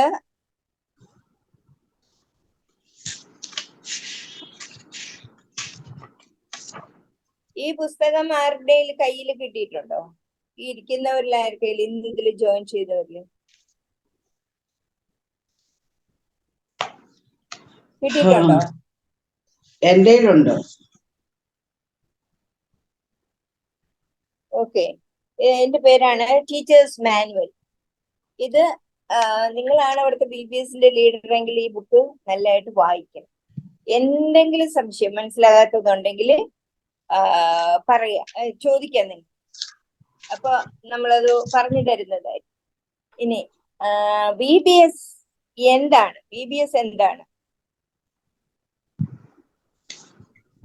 VBSന് 2-3 നല്ല നിർവചനങ്ങൾ അല്ലെങ്കിൽ ഡെഫിനിഷൻസ് ഈ ബുക്കിൽ കൊടുത്തിട്ടുണ്ട്. അത് നിങ്ങൾക്ക് വായിച്ചാൽ മനസ്സിലാകും. എന്നാലും നിങ്ങളുടെ മനസ്സിൽ എന്താണോ ഉള്ളത്, എന്താണ് VBS? പാർട്ടിസിപ്പൻസിനെ കാണുന്നില്ല. ആർക്കെങ്കിലും പറയാവോ എന്തെങ്കിലും ഒരു ഐഡിയ? ഞാനിതല്ല VBS ട്രെയിനിങ്ങിലൊക്കെ പറഞ്ഞിട്ടുണ്ട്. നോർത്ത് കേരളയുടെ VBS ട്രെയിനിങ് ഇപ്പൊ കുറച്ച് വർഷങ്ങളായിട്ട് നടക്കുന്നില്ലായിരുന്നു. അതുകൊണ്ട് നിങ്ങൾക്ക് അതൊക്കെ മറന്നു പോയിട്ടുണ്ടാവും. എന്നാലും നിങ്ങൾ ഓർത്തിരുന്നോണം, VBSന് ഞാൻ 3 ഡെഫിനിഷൻ തരാൻ പോകണം. ഒന്ന്, VBS എന്ന് പറയുന്നത് ഒരു ഇവാഞ്ചലിസ്റ്റിക് ഓപ്പർച്യൂണിറ്റിയാണ്, അല്ലെങ്കിൽ സുവിശേഷീകരണത്തിനുള്ള ഒരു അവസരമാണ്. VBS ഇതുവരെ നമ്മൾ ദൈവവേല ഞാൻ ഒന്നും ചെയ്തിട്ടില്ല, ആരോടും ഞാൻ സുവിശേഷം പറഞ്ഞില്ല എന്നൊക്കെ പറഞ്ഞ് വിഷമിക്കുന്നവർക്കുള്ള ഏറ്റവും നല്ലൊരു അവസരമാണ് VBS. Vacation Bible school. നിങ്ങൾക്ക് അവിടെ ചെന്ന് നമ്മുടെ യേശു അപ്പച്ചന്റെ എല്ലാ കഥകളും ഏറ്റവും ഭംഗിയായിട്ട് അവരുടെ മുൻപിൽ അവതരിപ്പിക്കാം. പക്ഷെ ഈ പിള്ളേരോട് പറഞ്ഞിട്ട് വല്ല കാര്യമുണ്ടോ? വല്ല ഗുണമുള്ളതാണോ? സാധാരണ ദൈവത്തെ കുറിച്ചൊക്കെ വലിയവരോട് പറഞ്ഞാലല്ലേ കാര്യമുള്ളൂ. കുഞ്ഞുങ്ങളോട് പറഞ്ഞിട്ട് വല്ല കാര്യമുണ്ടോ? ആരെങ്കിലും ഒരു മറുപടി പറയൂ.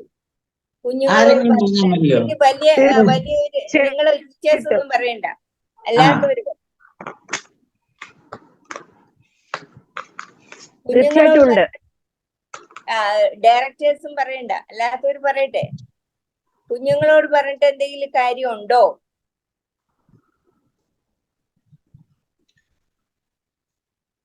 ആരെങ്കിലും ഒന്ന് പറയൂ, കാര്യമുണ്ടോ? നിങ്ങളുടെ അഭിപ്രായം പറയൂ.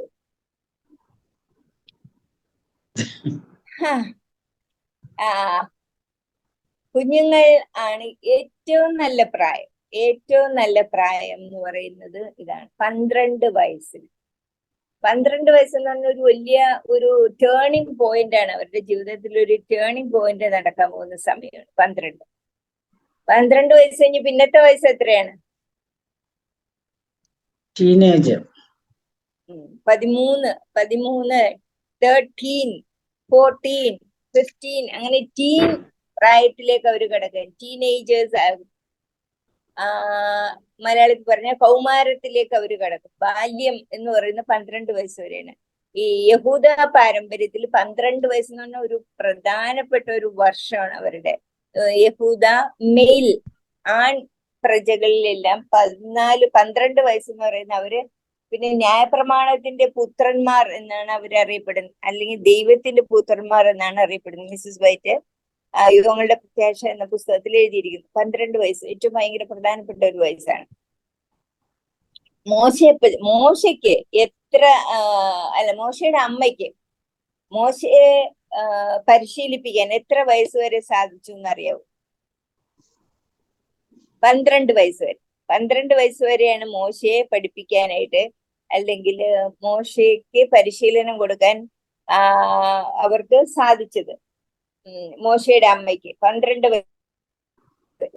എന്നിട്ട് എന്തെങ്കിലും ഗുണമുണ്ടായോ? മിസ്സസ് വൈറ്റ് എഴുതിയിരിക്കുന്നത്, ലെൻസ് വൈറ്റ് എഴുതിയിരിക്കുന്നത് 12 മോശയുടെ മൂത്ത 2 സഹോദരങ്ങളെ, ആരൊക്കെയായിരുന്നു ഇവര്? അഹരോനും മിർയാമും. അവര് അവർക്ക് രണ്ടുപേർക്കും കൊടുക്കുന്ന പരിശീലനത്തിനേക്കാളും കൂടുതൽ സമയം മോശയുടെ അമ്മ യോഖെബദ് ചെലവഴിച്ചത് മോശയോട് കൂടെയാണ് ചെലവഴിച്ചത്. കാരണം മോശയുടെ അമ്മയ്ക്ക് അറിയായിരുന്നു, ഇവൻ ഇനി എന്റെ കൂടെ അധികം നാള് ഉണ്ടാവില്ല. അവൻ ജീവിക്കാൻ പോകുന്നത് വലിയ വലിയ അന്ധവിശ്വാസങ്ങളുടെ അനാചാരങ്ങളുടെ ഒക്കെ ഇടയിലാണ് അവൻ ജീവിക്കാൻ പോകുന്നത്. മോശയുടെ അമ്മയ്ക്ക് അറിയായിരുന്നു. അപ്പോ ആ സമയത്ത് അവൻ ദൈവത്തിന് വേണ്ടി നിൽക്കണം, അതിനുള്ള പരിശീലനം മോശയുടെ അമ്മ കൊടുത്തിരുന്നു. അതുകൊണ്ട് എന്ത് ഫലം ഉണ്ടായിരുന്നു? ലീഡേഴ്സ് എന്ന് പറയാതെ ബാക്കിയുള്ളവരൊന്ന് പറഞ്ഞു നോക്ക്, എന്ത് ഫലം? മോശയ്ക്ക് അങ്ങനെ ഒരു ട്രെയിനിങ് കിട്ടിയതിന്റെ ഫലം എന്തായിരുന്നു?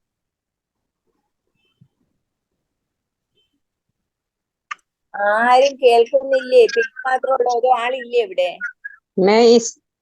ആ ട്രെയിനിങ് ആണ് ഇസ്രായേൽ ജനങ്ങളെ പാലിക്കാൻ തക്കണം മോശയെ പ്രാപ്തനാക്കിയത്. Okay, very good. വേറെന്തെങ്കിലും?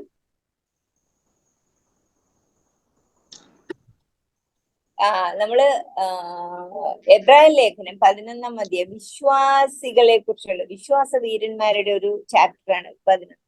അതിൽ എഴുതിയിരിക്കുന്നത് എന്താണ്? വിശ്വാസത്താൽ മോശെ താൻ വളർന്നപ്പോൾ എന്തൊക്കെ ചെയ്തു? വിശ്വാസത്താൽ മോശെ താൻ വളർന്നപ്പോൾ എന്ത് ചെയ്തെന്ന് എഴുതിയിരിക്കുന്നതെന്നറിയാമോ?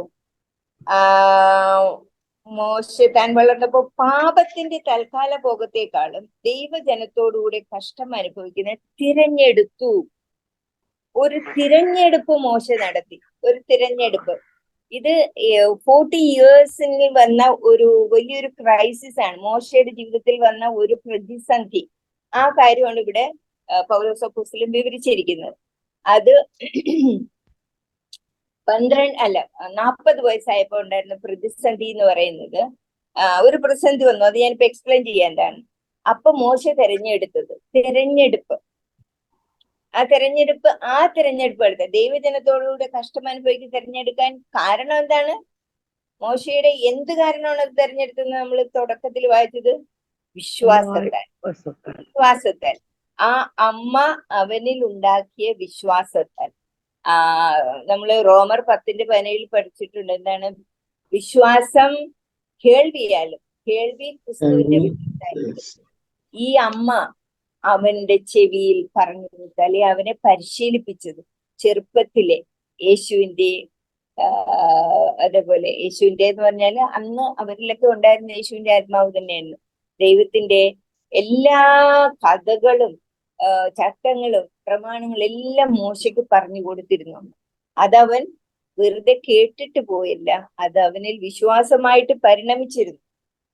അതുകൊണ്ടാണ് മോശയ്ക്ക് അങ്ങനെ ചെയ്യാനായിട്ട് സാധിച്ചത്. അങ്ങനെ ഒരു തീരുമാനം. ദൈവജനത്തോടുകൂടെ കഷ്ടം അനുഭവിക്കാൻ മോശ തെരഞ്ഞെടുക്കും. അങ്ങനെയാണ് നമ്മുടെ മക്കള് എവിടെ പോയാലും അവര് തെരഞ്ഞെടുപ്പ് നടത്തണം. ഓരോ സിറ്റുവേഷനിലും ഞാൻ എന്ത് തെരഞ്ഞെടുക്കണം എന്നുള്ള ഇത് നടത്തണമെങ്കിൽ അവർക്ക് അതിനുള്ള വിശ്വാസം വേണം, നല്ലത് തെരഞ്ഞെടുക്കാനായിട്ട്. അപ്പൊ മോശ തെരഞ്ഞെടുത്തത് കഷ്ടം അനുഭവിക്കുന്നു. പിന്നെ എന്താണ്? പ്രതിഫലം നോക്കിയതുകൊണ്ട് ഫറവോന്റെ പുത്രിയുടെ മകൻ എന്ന് വിളിക്കപ്പെടുന്ന നിരസിക്കുകയും മിസ്രൈമിലെ നിക്ഷേപങ്ങളൊക്കെ ക്രിസ്തുവിന്റെ നിന്ന വലിയ ധനം എന്നെണ്ണുകയും ചെയ്തു. ഇതാണ് മോശ നടത്തിയ വലിയ തെരഞ്ഞെടുപ്പ് എന്ന് പറഞ്ഞാൽ ഈ സംഭവം നടക്കുന്നത് മോശ അന്ന് ഈജിപ്തിൽ ഒരു ചടങ്ങായിരുന്നു. രാജാവായിട്ട് അഭിഷേകം ചെയ്യുന്നതിന് മുമ്പ് അയാൾ അവരുടെ പുരോഹിതനായിരിക്കണം, അവരുടെ മതത്തിന്റെ പുരോഹിതനായിരിക്കും. അങ്ങനെ മോശയെ പുരോഹിതനായിട്ട് അഭിഷേകം ചെയ്യാനായിട്ട് സീനിയർ പുരോഹിതന്മാര് വന്നപ്പോഴാണ് മോശ പറഞ്ഞത്, എനിക്കിത് സാധിക്കത്തില്ല, ഈ മതത്തിന്റെ പുരോഹിതനെ. അപ്പൊ അവര് ഭീഷണിപ്പെടുത്തി, എങ്കിൽ നീ ഫറവോന്റെ പുത്രിയുടെ മകനെന്ന് നീ അറിയപ്പെടില്ല എന്ന് പറഞ്ഞാൽ നീ ഇനി രാജകുമാരൻ എന്ന് പറഞ്ഞ പദവി നിനക്ക് ലഭിക്കയില്ല. അപ്പൊ മോശ പറഞ്ഞു, വേണ്ട, എനിക്കതൊന്നും വേണ്ട, എന്നാലും എനിക്ക് എന്റെ ജനത്തോടുകൂടെ, എന്റെ ദൈവജനത്തോടുകൂടെ കഴിയുന്നതാണ് എനിക്കിഷ്ടം. അപ്പൊ ഈജിപ്തിലെ നിക്ഷേപങ്ങളെ കുറിച്ചൊക്കെ അവനെ പ്രലോഭിപ്പിക്കാൻ നോക്കി. നീ ഇത് ആക്സെപ്റ്റ് ചെയ്യുകയാണെങ്കിൽ ലോകത്തിന്റെ തന്നെ ഭരണകർത്താവായിരിക്കും. കാരണം അന്ന് ഈജിപ്താണ് ലോകത്തിലെ ഏറ്റവും വലിയ സാമ്രാജ്യം, ഏറ്റവും വലിയ ഭരണാധികാരി. ലോകം മുഴുവനും ഭരിക്കാൻ നിനക്ക് അവസരം കിട്ടി, ഈ സ്വത്ത് മുഴുവനും കിട്ടും. മോശ പറഞ്ഞു, എനിക്ക് ഇതൊന്നും വേണ്ട, എന്റെ ജനത്തോടുകൂടെ കഷ്ടം അനുഭവിക്കുന്നത് ഞാൻ തിരഞ്ഞെടുക്കും. മിസ്രൈമിലെ നിക്ഷേപങ്ങളെക്കാൾ ദൈവത്തിന്റെ ക്രിസ്തുവിന്റെ വലിയ ധനമെന്ന് മോശ തിരഞ്ഞെടുക്കും. അങ്ങനെ ഒരു തെരഞ്ഞെടുപ്പ് നടത്താൻ മോശയെ സഹായിച്ച അവന്റെ അമ്മ ചെറുപ്പത്തിലെ കൊടുത്ത പരിശീലനമാണ്. അവന് കൊട്ടാരത്തിൽ വന്നു കഴിഞ്ഞിട്ട് അവന് ഒരു പരിശീലനവും അങ്ങനെ കിട്ടിയിട്ടില്ല. അവൻ ഏതോ അന്യ മതങ്ങളുടെ ആചാരങ്ങളുള്ള കൊട്ടാരത്തിലാണ് വളർന്നത്. അപ്പൊ ഇതാണ് ചെറുപ്പത്തിലെ കിട്ടുന്ന പരിശീലനത്തിന്റെ ഫലം. അതുകൊണ്ട് കുഞ്ഞുങ്ങളോട് കഥ പറഞ്ഞു കൊടുത്താലും ഒരിക്കലും അത് നഷ്ടമാകത്തില്ല. ആ കഥ പറയുന്നതിന്റെ ആ രീതിയിൽ ഇപ്പൊ സുഷമ മിസ് പറഞ്ഞു, അട്രാക്റ്റീവ് ആയിട്ട് നിങ്ങൾക്ക് ചെയ്യാൻ പറ്റും, അതുപോലെ നിങ്ങൾ അത് അവതരിപ്പിക്കണം. ഇത് ഏറ്റവും പ്രധാനപ്പെട്ടതാണ് ബൈബിൾ സ്റ്റോറി എന്ന് പറയുന്നത്. ഈ സ്റ്റോറി ടെല്ലിങ്ങിന് മിസ് പറഞ്ഞ ഇൻസ്ട്രക്ഷൻസ് ഒക്കെ നിങ്ങൾ ഫോളോ ചെയ്താൽ മതി. ഏത് സ്റ്റോറിയിലും അത് അപ്ലൈ ചെയ്യാം ആ ഇൻസ്ട്രക്ഷൻസ്.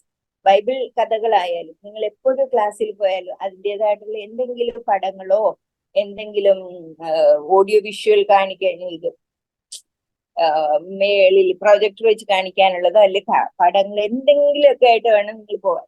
അവരെ എത്രമധികം ആകർഷിക്കാവോ ആ രീതിയിലൊക്കെ ചെയ്യും. അപ്പൊ ഒന്നാമത്തെ VBS എന്താണെന്ന് ഞാൻ പറഞ്ഞത്. What is VBS? ഒരു ഡെഫിനിഷൻ ഞാൻ പറഞ്ഞു. VBS എന്താണ്? മറന്നോ എല്ലാവരും? VBS എന്താണ്? ദൈവവേലയ്ക്കുള്ള അവസരം. ദൈവവേലയ്ക്കുള്ള ഒരു അവസരമാണ് VBS. രണ്ടാമത്തത് തെരഞ്ഞെടുപ്പ്. VBS is a magnet. VBS is a magnet. ഇതൊരു ഡെഫിനേഷനാണ് ഞാൻ പറയുന്നത്.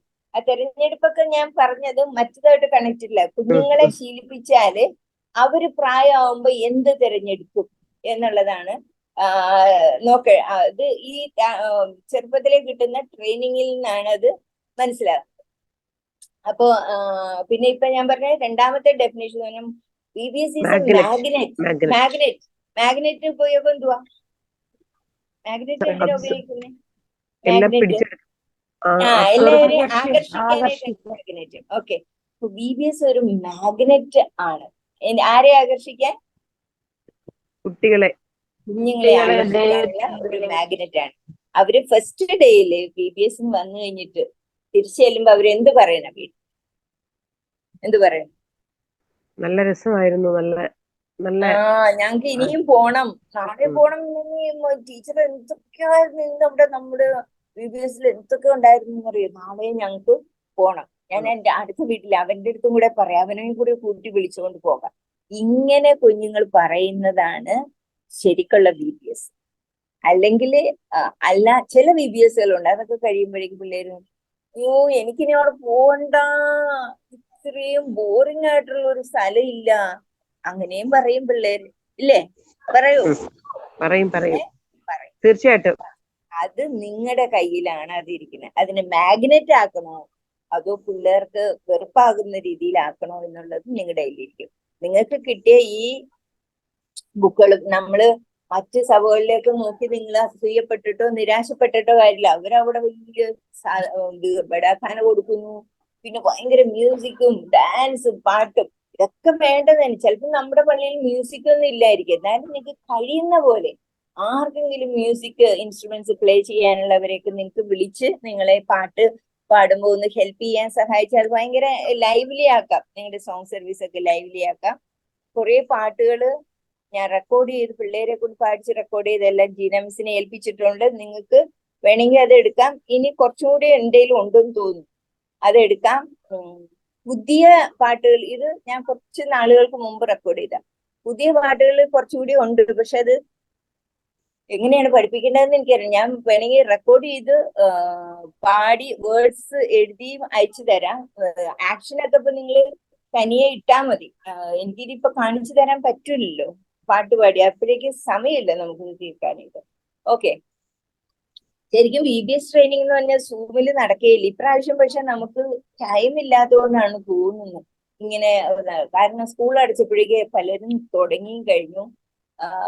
അതുകൊണ്ട് എനിക്കും ആണെങ്കിൽ ഒത്തിരി പ്രോഗ്രാം ഉണ്ട്. അല്ലെങ്കിൽ എപ്പോഴെങ്കിലും വേണമെന്നുണ്ടെങ്കിൽ നെക്സ്റ്റ് വീക്കിലോ എപ്പോഴെങ്കിലും ഏതോ ഒരു ദിവസം വെച്ചാൽ വേണമെങ്കിൽ നമുക്ക് നടത്താം. എല്ലാരും കൂടി ആലോചിച്ച് വേണമെങ്കിൽ നടത്തണമെങ്കിൽ ചെയ്യാം. അപ്പൊ നമുക്ക് പല ആക്ഷൻ സോങ് പുതിയതും ഒക്കെ പഠിക്കുകയും ഈ ഫ്ലാഗ് ഡ്രില്ലൊക്കെ ശരിക്കും കാണിക്കുകയും എല്ലാം ചെയ്യാം. അത് വേണമെങ്കിൽ നിങ്ങൾ ചെയ്താൽ മതി, തീരുമാനിച്ചാൽ മതി. ഓക്കെ, അപ്പൊ VBS ഈസ് ഫസ്റ്റ് ഞാൻ പറഞ്ഞ VBS is an evangelistic opportunity, ഒരു സുവിശേഷീകരണത്തിനുള്ള അവസരമാണ്. പിന്നെ രണ്ടാമത് എന്താ പറഞ്ഞ VBS എന്താണ്? ഒരു മാഗ്നറ്റ് ആണ്, ഒരു കാന്തമാണ്. കുഞ്ഞുങ്ങളെ ആകർഷിക്കാൻ കാന്തമാക്കി എടുക്കണം നിങ്ങൾ. പിന്നെ മൂന്നാമത്തെ VBS is A bridge between ആരൊക്കെ തമ്മിൽ ബ്രിഡ്ജിന്റെ ഉപയോഗം? Christ and children. Okay, that is correct. പിന്നെ വേറെ ഒരെണ്ണം കൂടി ഉണ്ടല്ലോ, കുഞ്ഞുങ്ങളിലൂടെ നമുക്ക് എങ്ങോട്ട് പോകാം? പോകാം. ഒരു നല്ല ബ്രിഡ്ജാണ്. നിങ്ങളുടെ ക്ലാസ് എത്ര അട്രാക്റ്റീവ് ആകുന്നോ അതനുസരിച്ച് അവര് പിള്ളേര് ചെന്ന് പറയുകയും ചെയ്യും. നിങ്ങൾക്ക് അവരുടെ വീട്ടിൽ ധൈര്യമായിട്ട് ചെല്ലുകയും ചെയ്യും. നിങ്ങൾ അവിടെ VBS പഠിപ്പിക്കുന്ന ടീച്ചറാണ് എന്നുള്ള രീതിയിൽ ഒരു കണക്ഷൻ. ഏത് VBS വിജയം എന്ന് പറയും, VBSന്റെ വിജയം. നമ്മൾ കേട്ടിട്ടുണ്ട് പലരും VBS അവസാനത്തെ ദിവസം ഞങ്ങൾ ടൂർ പോയി, അവസാനത്തെ ദിവസം ഞങ്ങൾ അടിപൊളി സദ്യ കൊടുത്തു, ചിക്കൻ ബിരിയാണി കൊടുത്തു എന്നൊക്കെ പറയുന്ന ചില പള്ളികളുണ്ട്. പക്ഷെ അതൊക്കെ വിജയമാണോ? VBSന്റെ വിജയം ആണോ? ചിക്കൻ ബിരിയാണി നേരെ വിടുന്നത് അതല്ല, അതൊരു ഘടകം മാത്രമേ ഉള്ളൂ സർ. അതൊരു ഘടകം. വിജയം എന്ന് പറയുമ്പോൾ നമുക്ക് അറ്റ്ലീസ്റ്റ് 1 or 2 പേരെങ്കിലും മിനിമം നിങ്ങൾക്ക് ആ സൊസൈറ്റിയിൽ നിങ്ങളുടെ പള്ളിയിൽ അല്ലാത്തവരായിട്ട് ഒന്ന് കോണ്ടാക്ട് ചെയ്യാം. ചുമ്മാ നിങ്ങളൊന്ന് സുവിശേഷം ഒന്നും പറയാൻ നിൽക്കട്ടെ, അവരുമായിട്ട് വീട്ടിലൊന്ന് ചെന്ന് അവരുമായിട്ട് ഒരു സ്നേഹബന്ധം ഉണ്ടാക്കാൻ, അവരുമായിട്ട് കുറച്ചു നേരം സംസാരിച്ചിരിക്കുക. അപ്പൊ ചിലപ്പോ അവരവരുടെ മനസ്സ് തുറക്കുകയൊക്കെ ചെയ്യും. അങ്ങനെ നിങ്ങൾക്ക് ഒരു അവസരം കിട്ടുകയും ചെയ്യും. അപ്പൊ അതിനായിട്ട് ആയിത്തീരണം, ഒരു ബ്രിഡ്ജ് ആയിട്ട് തീരണം നിങ്ങളുടെ സമൂഹത്തിലേക്ക്. നിങ്ങളെ മിസ്സായി VBS കഴിഞ്ഞിട്ട് ഈ പിള്ളേര് നമ്മുടെ പള്ളിയിലേക്ക് വന്നിട്ടുള്ള അനുഭവങ്ങളുണ്ട്. ഉണ്ട്. അപ്പൊ ജീന പറഞ്ഞ പോലെ ക്ലോസിംഗ് ഈ ടീച്ചേഴ്സ് മാനുവലിലുണ്ട് ഫാമിലി പ്രോഗ്രാം എന്ന് പറഞ്ഞൊരു ഇത് ഇട്ടിട്ടുണ്ട്. അതൊക്കെ നിങ്ങൾ വായിച്ചു നോക്കണം. അപ്പൊ അത് പറഞ്ഞിരിക്കുന്ന ക്ലോസിംഗ് ഡേയിലെ പ്രോഗ്രാമാണ്. ഫാമിലിയെ നിങ്ങൾ ഇൻവൈറ്റ് ചെയ്യുക, കുട്ടികളുടെ ഫാമിലിയെ നിങ്ങൾക്ക് പള്ളിയിലേക്ക് ഇൻവൈറ്റ് ചെയ്യാം. ഇൻവൈറ്റ് ചെയ്തിട്ട് ഈ അവർ പഠിച്ച കാര്യങ്ങളൊക്കെ അവിടെ അവതരിപ്പിക്കാം. കുട്ടികൾ പഠിച്ച പാട്ടുകൾ അവതരിപ്പിക്കാം. അവിടെ അന്ന് നിങ്ങൾ ആരുമായിട്ടെങ്കിലും കോണ്ടാക്ട്, ആ പള്ളിയിലുള്ളവർക്ക് പലർക്കും ഒരു ദിവസത്തെ ഫുഡ് സ്പോൺസർ ചെയ്യാൻ ആളുകളാണ്. അപ്പൊ വരുന്നവർക്കെല്ലാം ആഹാരമൊക്കെ കൊടുത്തെല്ലാം അവരെ സന്തോഷിപ്പിക്കുകയൊക്കെ ചെയ്യുന്നത് ഭയങ്കര നല്ലതായിരിക്കും. നിങ്ങൾക്ക് അവരുമായിട്ടൊരു നല്ല ബന്ധം ഉണ്ടാക്കിയെടുക്കാനായിട്ട് സാധിക്കും. അപ്പൊ VBS എന്ന് പറയുന്ന ഒരു ഇവാഞ്ചലിസ്റ്റിക് ഓപ്പർച്യൂണിറ്റി, നിങ്ങൾക്ക് ഇതുവരെ ഞാൻ ഒരു സുവിശേഷം പറഞ്ഞിട്ടില്ല എന്ന് പറയുന്നവർക്ക് ഏറ്റവും നല്ല ഓപ്പർച്യൂണിറ്റി, ഏറ്റവും ഭംഗിയായിട്ട് ഈ ബൈബിൾ കഥകൾ അവതരിപ്പിക്കുക, അതിനെ ഒരു മാഗ്നറ്റ് ആക്കി തീർക്കുക, അതിനെ ഒരു ബ്രിഡ്ജ് ആക്കി തീർക്കുക, പേരൻസിലേക്ക് പോകാനുള്ള ഒരു പാലമാക്കി തീർക്കുക. അതിനായിട്ട് നിങ്ങൾ പ്രാർത്ഥിച്ചാൽ ദൈവസന്നിധിയിൽ ഏറ്റവും ഫസ്റ്റ് സ്റ്റെപ്പ് നിങ്ങളാണ് ഇതിന്റെ ഡയറക്ടർ. ആദ്യം നിങ്ങളെ തന്നെ താഴ്ത്തി സമർപ്പിച്ച് പ്രാർത്ഥിക്കുക. ഇതിനെ വിജയകരമാക്കണം, ഈ സമൂഹത്തിൽ ഇത് ഞങ്ങളുടെ സത്യം വിളമ്പാനുള്ള ഒരു അവസരമാക്കി തീർക്കണമെന്ന് പറഞ്ഞ് പ്രാർത്ഥിക്കുക. പിന്നെ നിങ്ങൾ അതിന്റെ കൂടെ ഉള്ള ജോയിൻ ചെയ്യാനുള്ളവരെയൊക്കെ തിരഞ്ഞെടുക്കുക. ഒരിക്കലും VBS ഒരാൾ നടത്തിയാൽ ശരിയാവത്തില്ല.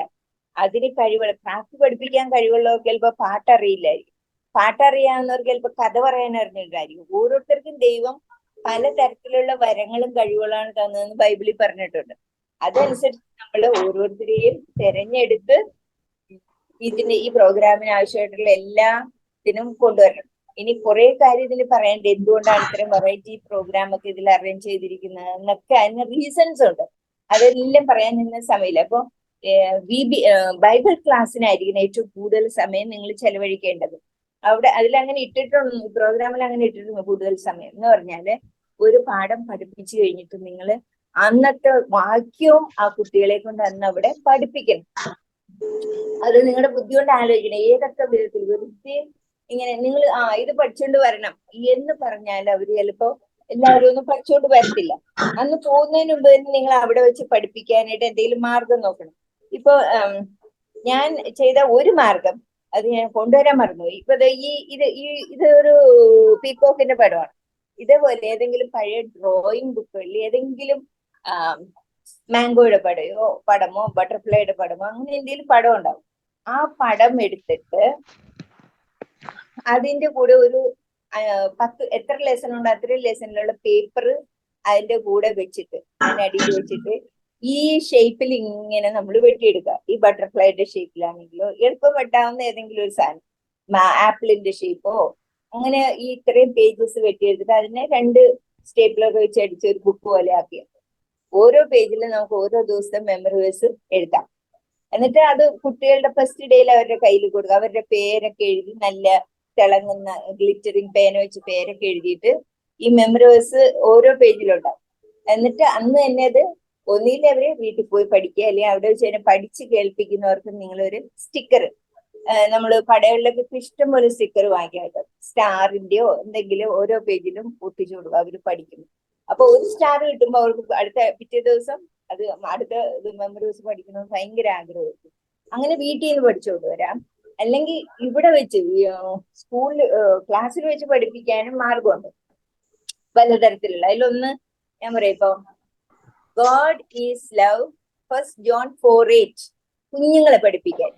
കുറച്ച് വലിയ കുട്ടികൾ പെട്ടെന്ന് പഠിക്കും. ഈ മെമ്മറീസ് ചെറുതാണ്. കുഞ്ഞുങ്ങളെ പഠിപ്പിക്കാൻ ഗോഡ് ഈസ് ലവ്, 1 John 4:8 4 വാക്കാണ് വേണ്ടത്. 4 വാക്കാണ്. അപ്പൊ നമ്മൾ 4 കുട്ടികളെ വിളിച്ച് ഫ്രണ്ടിൽ നിർത്തിയിട്ട് അത് നിങ്ങൾ വലിയ ഇച്ചിരി കാർഡ് ഷീറ്റിൽ എഴുതിക്കൊണ്ട് ഓരോ വേർഡ് ഗോഡ്, അടുത്ത കാർഡ് ഷീറ്റ് ഈസ് ലവ്, അങ്ങനെ 4 കുട്ടികളുടെ കയ്യിൽ ഓരോ കാർഡ് ഷീറ്റ് കൊടുക്കാം. അപ്പൊ ഇങ്ങനെ കുട്ടികൾ പിടിച്ചുകൊണ്ട് വെക്കുമ്പോ ടീച്ചർ അവിടെ നിന്ന് നോക്കി വായിക്കാം ഗോഡ്. അപ്പൊ എല്ലാ കുട്ടികളും റിപ്പീറ്റ് ചെയ്യും ഈസ് ലവ്, 1 John 4:8 അങ്ങനെ 2 പ്രാവശ്യം ടീച്ചർ നോക്കി പറഞ്ഞിട്ട് 3ാമത്തെ പ്രാവശ്യം പറയുമ്പോൾ ടീച്ചർ ഇയാളെ മാറ്റുക. ഈ 1 John 4:8 എന്നുള്ള ആളെ അങ്ങ് മാറ്റിക്കളയാം.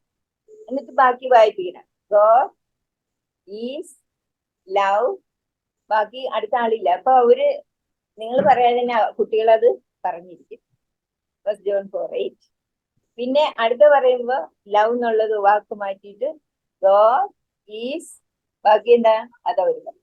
അപ്പൊ അങ്ങനെ നിങ്ങൾക്ക് വേണമെങ്കിൽ മെമ്മറീസ് പഠിപ്പിക്കാം. പിന്നെ ഏതെങ്കിലും മാർഗം ഉണ്ടോ എന്ന് നിങ്ങൾ ആലോചിച്ച് നോക്കൂ. വേറെ ഏതെങ്കിലും ക്രിയേറ്റീവ് മൈൻഡ് ഉള്ളവരായിരിക്കും എപ്പോഴും കുട്ടികളായിട്ട് ഇടപെടുന്നത്. അപ്പൊ നിങ്ങൾക്ക് എന്തെങ്കിലും മാർഗമൊക്കെ കിട്ടും മെമ്മറീസ് അവർക്ക് ബോറിംഗ് ഇല്ലാതെ പഠിപ്പിക്കാനായിട്ട്. ഇതൊന്നും ഒരു ബോറിംഗ് ആക്കരുത്. ഓക്കെ, അടുത്തത്. അപ്പൊ അതിന് കുറെ സമയം പോകും. അതുകൊണ്ടാണ് ബൈബിൾ ക്ലാസ് എപ്പോഴും ഏറ്റവും ഇൻട്രസ്റ്റിംഗ് ആയിട്ടിരിക്കണം. ആ സ്റ്റോറി ഞാൻ പറഞ്ഞതുപോലെ ദയവേത് ഡയറക്ടേഴ്സ് ടീച്ചേഴ്സ് അന്ന് വരുമ്പോ രാവിലെ എടുത്ത് സ്റ്റോറി പറയാനുള്ളത് കൊടുക്കരുത്. അതിനു മുമ്പേ അവരിത് പഠിച്ചിരിക്കണം. എന്താണ് ഈ കഥ? ചിലര് വിചാരിക്കും ഓ ഇത് ബൈബിൾ കഥയല്ലേ, ഇതൊക്കെ എനിക്കറിയാം, എനിക്ക് അന്ന് രാവിലെ ഈ ബുക്ക് തന്നാ മതി, ഞാൻ ശരിയാക്കിക്കൊള്ളാം എന്ന് പറയുന്നവര് ഉണ്ടോ? ആരെങ്കിലും കേട്ടിട്ടുണ്ടോ നിങ്ങൾ അങ്ങനെ പറയുന്നത്? ഉണ്ടോ? അങ്ങനെ ഉണ്ട്, അങ്ങനെയുള്ളവരുണ്ട്, ഞാൻ കേട്ടിട്ടുണ്ട്. ബൈബിൾ കഥയല്ല, അത് നാളെ എനിക്ക് തന്നാ മതി, രാവിലെ ഞാൻ വരുമ്പോ എന്റെ കയ്യിൽ തന്നാ മതി എന്ന് പറയുന്നവരുണ്ട്. അങ്ങനെയല്ല, ഇത് നിങ്ങളുടെ കയ്യിൽ കിട്ടിയ അപ്പൊ തന്നെ നിങ്ങൾ ഒന്നിലിത് ആ ബൈബിൾ സ്റ്റോറി പറയുന്ന ആൾക്ക് ഫോട്ടോ എടുത്ത് കോപ്പി എടുത്ത് അയക്കുക. അല്ലെങ്കിൽ നിങ്ങൾക്ക് ഇതിന്റെ കോപ്പി പുസ്തകം ഉണ്ടെങ്കിൽ വേറെ കോപ്പി ഉണ്ടെങ്കിൽ അത് അവർക്ക് കൊടുക്കുക. എന്നിട്ട് ഇത് വായിക്കാൻ പറയാം. വായിച്ച് നല്ലതായിട്ട് കഥ നിങ്ങൾ അറിഞ്ഞിരിക്കണം, ഓരോ പോയിന്റ്സ്. എന്നിട്ട് പുസ്തകം അങ്ങ് അടച്ചു വെക്കണം. ചില സ്ഥലത്ത് കണ്ടിട്ടുണ്ട് ബൈബിൾ സ്റ്റോറി, എല്ലാ സ്റ്റോറി ഇങ്ങനെയാണ്. അവിടെ പിള്ളേരുടെ മുമ്പിൽ വന്നുകൊണ്ട് വായിക്കും. Once there lived a very rich man in a town. The rich man's big bungalow was guarded by a lazy and greedy gatekeeper. One day poor man from a nearby village came to the rich man's bungalow. നല്ല story ആയിരിക്കും അത്. ഇങ്ങനെ വായിച്ചാല് ഈ പുസ്തകമേ നമ്മൾ എടുക്കരുത്. പുസ്തകമേ എടുക്കാതെ Bible കഥ ഏറ്റവും ഭംഗിയായിട്ട് അവതരിപ്പിക്കാം.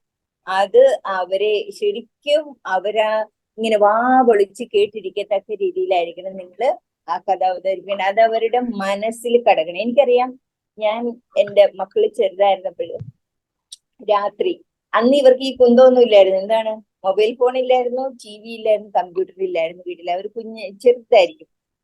അതുകൊണ്ട് ഭാഗ്യം, അന്ന് ഒക്കെ രാത്രിയെല്ലാം ഉറങ്ങാൻ നേരത്ത് ഞാൻ അവിടെ അവരെന്റെ 2 സൈഡിലും കിടക്കും. അപ്പൊ ഞാൻ കഥ പറഞ്ഞു കൊടുത്തു. അപ്പൊ എനിക്ക് ഓർമ്മയുണ്ട്, ഒരു ദിവസം ജോസഫിന്റെ കഥ ഞാൻ പറഞ്ഞപ്പോ ആ ജോസഫിന്റെ അനുഭവം എന്നൊക്കെ പറഞ്ഞപ്പോ 2 പേരും കരയുന്നു. അപ്പൊ എനിക്ക് മനസ്സിലായി, അയ്യോ എനിക്ക് സ്റ്റോറി പറയാൻ അറിയാം. കാരണം ഞാൻ പറഞ്ഞപ്പോ ആ ഫീലിംഗ് അവർക്ക് തോന്നി. യോസഫിന്റെ ആ അനുഭവം പറഞ്ഞപ്പോഴേക്കും, ജയിലിൽ കിടന്ന കാര്യമൊക്കെ പറഞ്ഞു, സഹോദരന്മാരെ കണ്ടപ്പോഴേക്കും, അവൻ പൊട്ടിക്കരഞ്ഞ കാര്യമൊക്കെ പറഞ്ഞപ്പോഴേക്കും ഈ മക്കളും കരയത്. അപ്പോഴേ എനിക്ക് തോന്നി, അയ്യോ അത് ശരിക്കും അവർക്ക് അത് മനസ്സിലായിട്ടുണ്ടല്ലോ എന്ന് എനിക്ക് തോന്നി. അതുപോലെ ആയിരിക്കും നമ്മൾ കഥ പറയുമ്പോൾ ശരിക്കും ആ ഫീലിംഗ് അവർക്ക് കിട്ടണം. അപ്പൊ അങ്ങനെ ആയിരിക്കണം ബൈബിൾ സ്റ്റോറി പറയുന്നത്. അപ്പൊ അതുപോലെ നല്ല ബൈബിൾ സ്റ്റോറി, ഇതാണ് നമ്മുടെ ഏറ്റവും പ്രധാനപ്പെട്ട കാതലായ ഭാഗം VBSന്റെ. അത് ഒരിക്കലും മോശമാക്കി കളയരുത്. പിന്നെ അതോടെ ഓരോ ലെസൺ അനുസരിച്ചുള്ള പാട്ടുകളും കൂടെ നിങ്ങൾ അന്ന് ഒന്ന് പഠിപ്പിക്കാൻ നോക്കണം. ഒരു കഥയ്ക്ക് പറ്റിയ പാട്ടുകൾ ഉണ്ടെങ്കിൽ, ഞാൻ തന്നില്ല അങ്ങനെ ഉണ്ടെങ്കിൽ, അല്ലെങ്കിൽ അതിനോട് യോജിക്കുന്ന ഏതെങ്കിലും പാട്ടുകളും കൂടെ ആ കഥയുടെ കൂടെ പഠിപ്പിക്കാൻ നോക്കാം. ഓക്കെ, ഇനി നേച്ചർ സ്റ്റോറി. ഈ നേച്ചർ സ്റ്റോറിയൊക്കെ എന്തിനാ നമ്മൾ പറയുന്നതെന്നറിയാവോ? നേച്ചറിനൊക്കെ എന്തിനാ ഇത്ര പ്രാധാന്യം? നമ്മൾ മറ്റു പള്ളികളിലെ VBS ഒക്കെ നോക്കുമ്പോൾ ഒരു ബൈബിൾ കഥ ഉണ്ടാകും, പിന്നെ കുറെ പാട്ടുകൾ ഉണ്ടാകും, പിന്നെ ഗെയിമൊക്കെ ഉണ്ടാകും, ക്രാഫ്റ്റ് ഉണ്ടാകും. ഈ നേച്ചർ സ്റ്റോറിയും ഹെൽത്ത് ഒന്നും സാധാരണ അങ്ങോട്ട് കൊടുക്കാറില്ല. എന്തിനാണ് ഇതെന്നറിയാവോ? എന്തെങ്കിലും ഐഡിയ ഉണ്ടോ നിങ്ങൾക്ക്?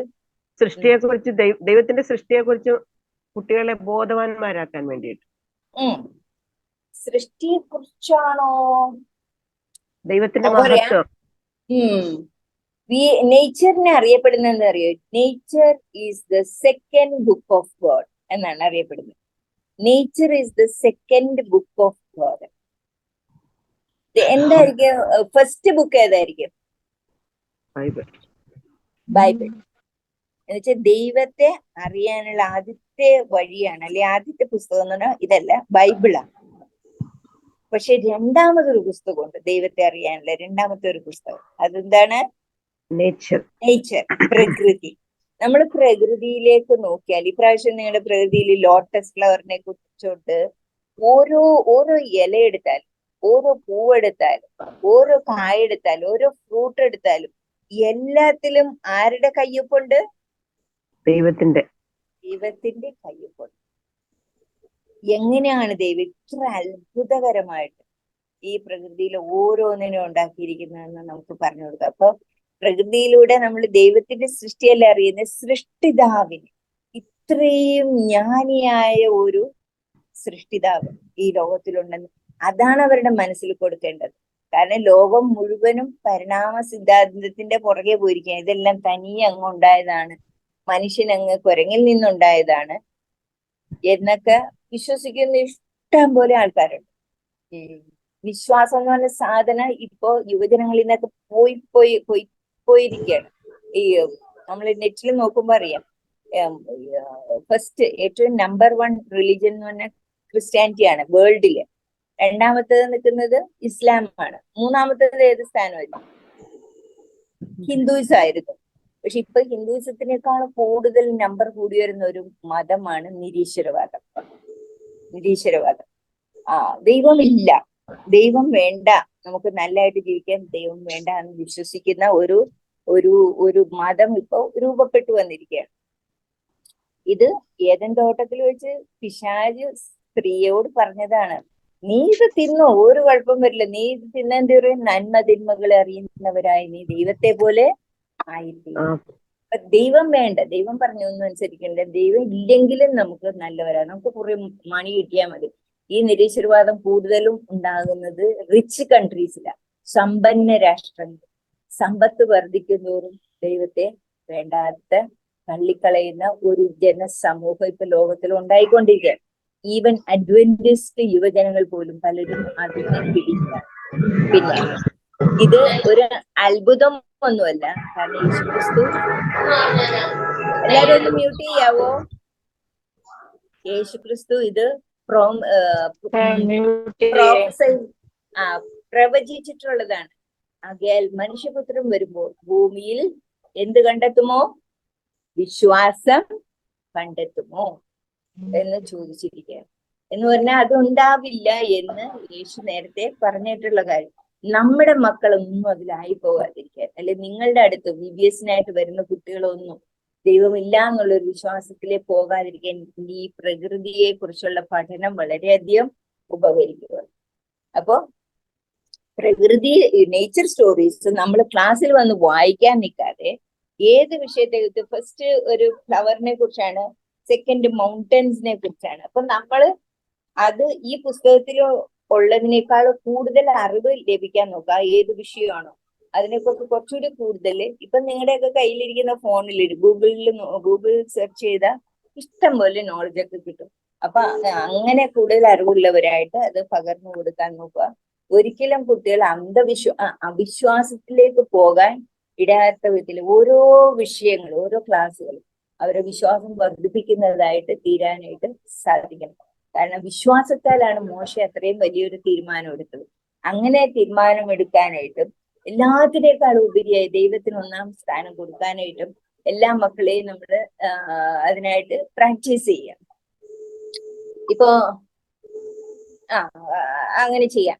അപ്പൊ ഇതാണ് നേച്ചർ സ്റ്റോറിയുടെ കാര്യം പറയാനുള്ളത്. അതാണ് ഏറ്റവും പ്രധാനപ്പെട്ട. നേച്ചർ എന്താണ് പറഞ്ഞത്, നമ്മളത് ഉപയോഗിക്കാൻ കാര്യം, നമ്മൾ ഇതിൽ പഠിപ്പിക്കാൻ കാര്യം, nature is the second book, രണ്ടാമത്തെ ബുക്കാണ് ദൈവത്തെ അറിയാനുള്ള രണ്ടാമത്. ആ പ്രകൃതിയിലെ കാണുന്ന ഏറ്റവും വൈസ് ആയിട്ടുള്ള ഒരു ഡിസൈനറിനെ നമ്മൾ അതിൽ കാണിച്ചു കൊടുക്കണം കുട്ടികൾക്ക്. അതാണ് നേച്ചർ സ്റ്റോറീസിന്റെ ഒക്കെ ലക്ഷ്യം. അപ്പൊ അതുപോലെ അതിന് കിട്ടുന്ന പടങ്ങളോ അതിനോട് യോജിച്ചിട്ടുള്ള എല്ലാ അറിവുകളും കിട്ടുന്ന പല നിങ്ങൾ കൊണ്ടുവന്നിട്ടായിരിക്കണം അത് പഠിപ്പിക്കുന്നത്. അങ്ങനെ അതിലൂടെ വിശ്വാസം വർദ്ധിപ്പിക്കാനായിട്ട് നിങ്ങൾ സഹായിക്കണം, നിങ്ങൾ പ്രവർത്തിക്കണം. അങ്ങനെ നിങ്ങളെ ഏൽപ്പിച്ചിരിക്കുന്ന ദൗത്യം ഏറ്റവും ഭംഗിയായി ചെയ്തു തീർക്കാനായിട്ട് ദൈവം നിങ്ങളെല്ലാവരെയും അനുഗ്രഹിക്കട്ടെ എന്ന് പ്രാർത്ഥിച്ചുകൊണ്ട്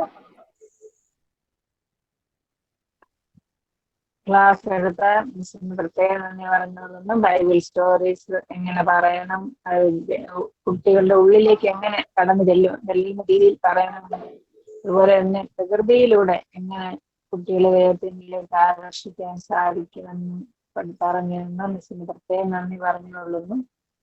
ഇനി നമുക്ക് 2 ചെറിയ ക്ലാസ് കൂടിയാണുള്ളത്. അത് കഴിഞ്ഞ് പെട്ടെന്ന് തന്നെ അവസാനിപ്പിക്കാൻ ആരും പോകരുത്. ഇനി നമുക്ക് അറിയാം, ഏറ്റവും ഇതുപോലെ തന്നെ പ്രാധാന്യമുള്ളതാണ് ആരോഗ്യം, അല്ലേ? ആരോഗ്യം, ഹെൽത്ത് ഈസ് വെൽത്ത്. ആരോഗ്യം എന്ന് പറഞ്ഞാൽ സമ്പത്താണ്. അപ്പോൾ അതിന് നമ്മുടെ അഡ്വന്റിസ്റ്റില് ഒരു കാര്യം പറയുന്നത് ന്യൂ സ്റ്റാർട്ട്. അതാണ് ന്യൂ സ്റ്റാർട്ട് വഴിയാണ് നമ്മൾ ആരോഗ്യ നിയമങ്ങൾ കൂടുതലായിട്ട് നമ്മൾ എല്ലാവരിലേക്കും എത്തിക്കുന്നത്. ന്യൂ സ്റ്റാർട്ട് എന്ന് പറഞ്ഞ ഒരു ചുരുക്ക പേരാണ്. അതില് N എന്ന് പറഞ്ഞാൽ ന്യൂട്രീഷൻ, നമുക്കുള്ള പോഷക ആഹാരം. അതുപോലെ തന്നെ അങ്ങനെ അത് എല്ലാം വളരെ പെട്ടെന്ന് ഞാൻ പറഞ്ഞു പോകാം. ആദ്യത്തെ N, ന്യൂട്രീഷൻ. ന്യൂട്രീഷൻ എന്ന് പറഞ്ഞാൽ നമ്മൾ പോഷകാഹാരം കഴിക്കേണ്ടത് നമുക്ക് വളരെ ആവശ്യമാണ്. പലതരത്തിൽ അത് കുട്ടികളെ നമ്മൾ പറഞ്ഞ് മനസ്സിലാക്കാം. നമ്മൾ ഇങ്ങനെ പോഷകാഹാരം, അത് വൈറ്റമിൻ, മിനറൽ എന്ന് പറഞ്ഞാൽ ചിലപ്പോൾ അവർക്ക് മനസ്സിലാകില്ല. പക്ഷെ നമ്മൾ എപ്പോഴും പറയുന്നത് എന്താണ്, നമ്മുടെ വീട്ടിൽ കിട്ടുന്ന ആഹാരം ആണ് ഏറ്റവും നല്ലത്. അത് നിങ്ങളെപ്പോഴും കഴിക്കണം. നിങ്ങൾക്ക് ചേട്ടന്മാർ എന്താണ് നമ്മൾ ചെയ്യേണ്ടത്, നിങ്ങൾ നല്ല എന്ന് പറഞ്ഞ് നമ്മുടെ കുട്ടികളെ പ്രോത്സാഹിപ്പിക്കണം. അതിന് ഓരോ ദിവസത്തുണ്ട്. അപ്പോൾ ന്യൂട്രീഷനാണ് ആദ്യത്തെ ദിവസത്തത്. അപ്പൊ അന്നത്തത് നിങ്ങൾ പഠിപ്പിക്കുമ്പോൾ ഈ കാര്യം വളരെയധികം പ്രധാനമായിട്ട് കുട്ടികളോട് പറയേണ്ടത് ആവശ്യമാണ്. നിങ്ങൾ ഈ പോഷകാഹാരം കഴിച്ചാൽ മാത്രമേ നിങ്ങൾ അവരെ പോലെ വലുതാകാൻ സാധിക്കുകയുള്ളൂ. അതുപോലെ തന്നെ നിങ്ങൾ ഈ ആഹാരം കഴിച്ചില്ലെങ്കിൽ, നിങ്ങൾ വീട്ടിൽ കിട്ടുന്ന നല്ല ആഹാരങ്ങൾ കഴിച്ചില്ലെങ്കിൽ എന്താണ് നിങ്ങൾക്ക് പോകാൻ സാധിക്കില്ല. എക്സ്ക്യൂസ് മീ മിസ്, മിസ്സിന്റെ വീഡിയോ പോസ് ആണ്. വീഡിയോ പോസ് വീഡിയോ ഞാൻ ഓൺ ചെയ്തിട്ടുണ്ട്.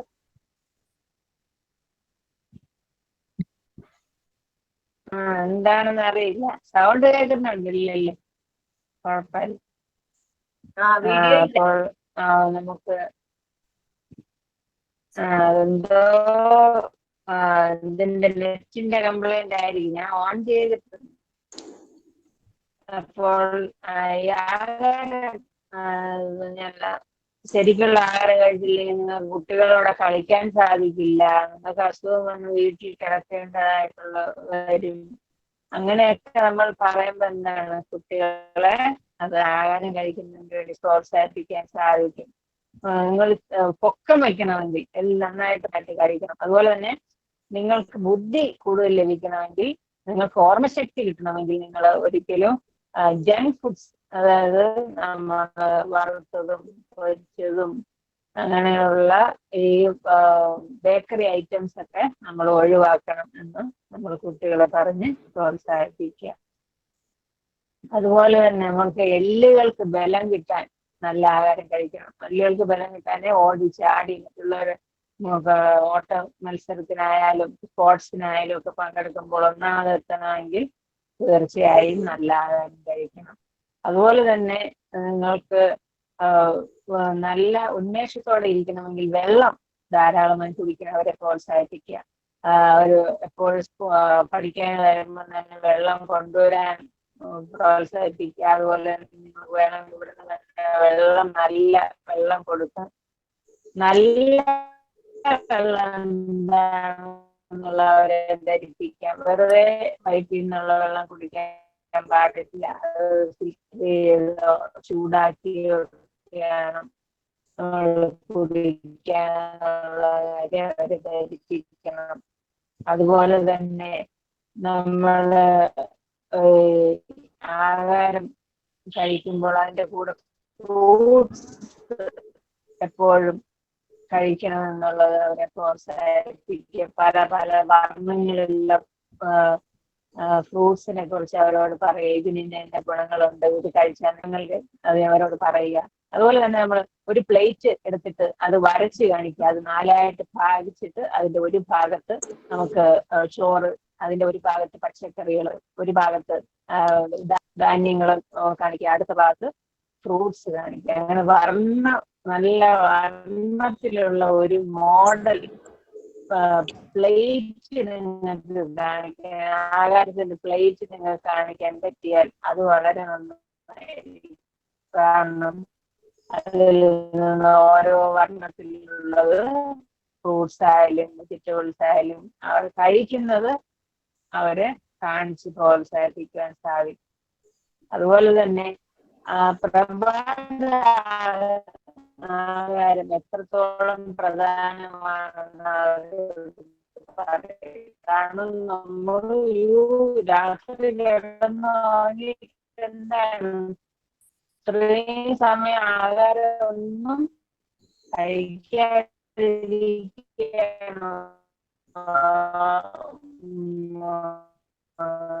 കൂടുതൽ ഒരു 10 മണിക്കൂർ ആഹാരമൊന്നും കഴിച്ചിട്ടില്ല. അതുകൊണ്ട് രാവിലെ എഴുന്നേറ്റ് ബ്രേക്ക്ഫാസ്റ്റ് കഴിച്ചെങ്കിൽ മാത്രമേ നമുക്ക് സ്കൂളിൽ പോകാൻ പറ്റുള്ളൂ. സ്കൂളിൽ പോയാൽ കഴിക്കാൻ പറ്റൂ. അല്ലെങ്കിൽ അവിടെ നമ്മൾ തലയിറക്കം വരും, വീഴും. അതുകൊണ്ട് അങ്ങനെ കാരണം ഈ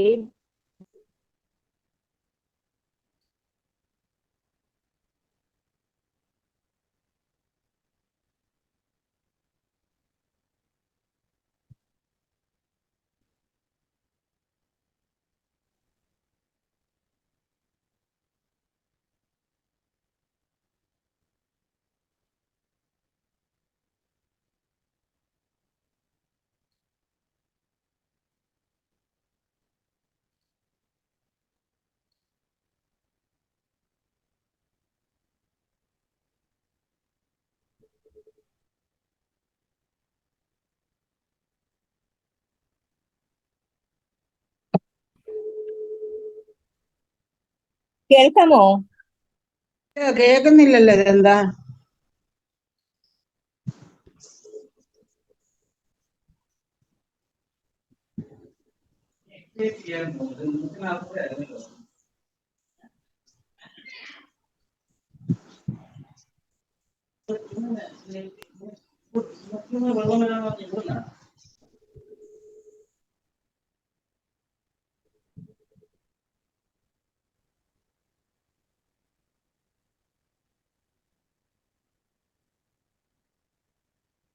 ഹലോ, ഒന്നും കേൾക്കുന്നില്ല.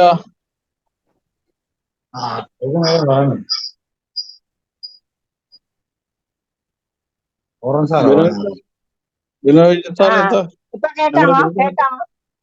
ഇപ്പൊ ഉണ്ട്. അത് ഇവിടെ എന്താ റേഞ്ച് കുറവാ. അപ്പൊ ഞാൻ എന്റെ ഓഡിയോ മാത്രം ഹലോ, കേട്ടാ മതി. ഇപ്പൊ കേൾക്കാമോ? നെറ്റില്ലെന്ന് തോന്നുന്നു ജീന അവിടെ. ആ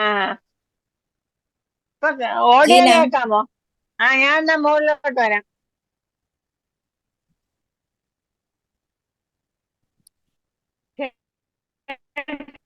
കേക്കാം, മിസ്സിനെ കേക്കാം. കേൾക്കാം, കേക്കാം. കേൾക്കാമോ? ജീന മിസ് കേക്കാം, കേൾക്കാം. കേൾക്കാൻ പാടില്ല. ആണോ? ഡീന മിസ് കേൾക്കാമോ? എനിക്ക് കേക്കാം. ഇല്ല ഇല്ല, മ്യൂട്ടാണോ നോക്ക്. ജീനയുടെ ഇല്ല ഇല്ല, മ്യൂട്ടാണോ? ഞാൻ മ്യൂട്ടല്ല. ഇപ്പൊ കാണാം, ഇപ്പൊ കാണാം, ഇപ്പൊ കാണാം. ഇപ്പൊ പടം കാണാം, വീഡിയോ കാണാം. കേൾക്കുകയും അല്ല, ചെയ്യാം മിസ്സേ. സൗണ്ട് കേൾക്കുന്നില്ലേ? കേക്കാം, ഫോണിൽ കൂടെ കേൾക്കുന്നില്ല. കേൾക്കാം മിസ്സേ, പറഞ്ഞോ. എക്സസൈസ് അടുത്ത രണ്ടാം ചാർട്ടില് NE രണ്ടാമത്തെ എന്ന് പറഞ്ഞാൽ എക്സസൈസ് ആണ്. എക്സസൈസ് എന്ന് പറഞ്ഞാൽ നമ്മൾ എപ്പോഴും കുട്ടികളെ കേൾക്കാമോ നിങ്ങക്ക്? യെസ്. ഉണ്ട്. കേൾക്കത്തില്ല. വേണേ മേളില് വാ. മിസ്റ്റർ കേക്കാന്ന് പറയുന്ന അവർക്ക് കേൾക്കാമോ? കേൾക്കാം.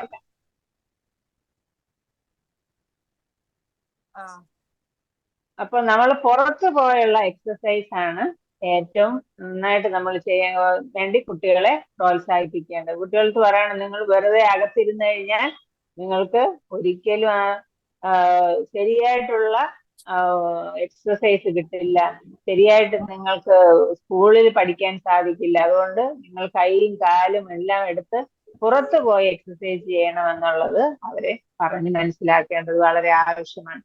അതുപോലെ തന്നെ ഹൃദയം നന്നായി പ്രവർത്തിക്കണമെങ്കിൽ നമ്മൾ ഹൃദയം എന്ന് പറഞ്ഞാൽ എന്താണ്? നമ്മുടെ കൈ ചുരുട്ടുമ്പോൾ എന്താണോ അതിന്റെ അളവ്, അതാണ് നമ്മുടെ ഹൃദയത്തിന്റെ അളവ്, ഹൃദയത്തിന്റെ സൈസ്. അപ്പോൾ അത് പിള്ളേർക്ക് പറയുന്നത് ഇത്രയുണ്ട് നിങ്ങളുടെ ഹൃദയം. പക്ഷെ ഈ ഹൃദയം ശരിക്കും പ്രവർത്തിക്കണമെങ്കിൽ എന്ത് ചെയ്യണം? നിങ്ങള് കറക്റ്റായിട്ട് നിങ്ങള് പുറത്ത് പോയി ചാടി കളിച്ച് എക്സസൈസ് ചെയ്താലേ നിങ്ങൾക്ക് ഈ ഹൃദയം നന്നായിട്ട് പ്രവർത്തിക്കാൻ സാധിക്കുകയുള്ളൂ എന്ന് പറയുന്നത്.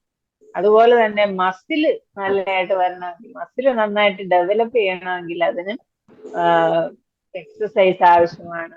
അതുപോലെ തന്നെ എല്ലുകൾക്ക് ബലം കിട്ടണമെങ്കിലോ, നന്നായി ഉറങ്ങാൻ സാധിക്കണമെങ്കിലോ, അതുപോലെ തന്നെ നന്നായിട്ട് സ്കൂളിൽ പഠിക്കുവാനും മറ്റുള്ളവരുടെ കാലം മുന്നിൽ എത്തണമെങ്കിലൊക്കെ, ഓട്ടത്തിനും എല്ലാത്തിനും മുന്നിൽ എത്തണമെങ്കിലും നിങ്ങൾക്ക് എക്സസൈസ് ആവശ്യമാണെന്നുള്ളത് നിങ്ങൾ ബോധ്യപ്പെടുത്തുക.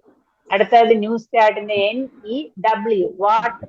വാട്ടർ എന്ന് പറഞ്ഞാൽ നമുക്കറിയാം, ചിലരൊക്കെ പറയും 90% വെള്ളമാണ് നമ്മുടെ ശരീരത്തിൽ. പക്ഷെ 90% ഇല്ല, 70% നമ്മുടെ ഉള്ളില് ശരീരത്തിലെ വെള്ളം.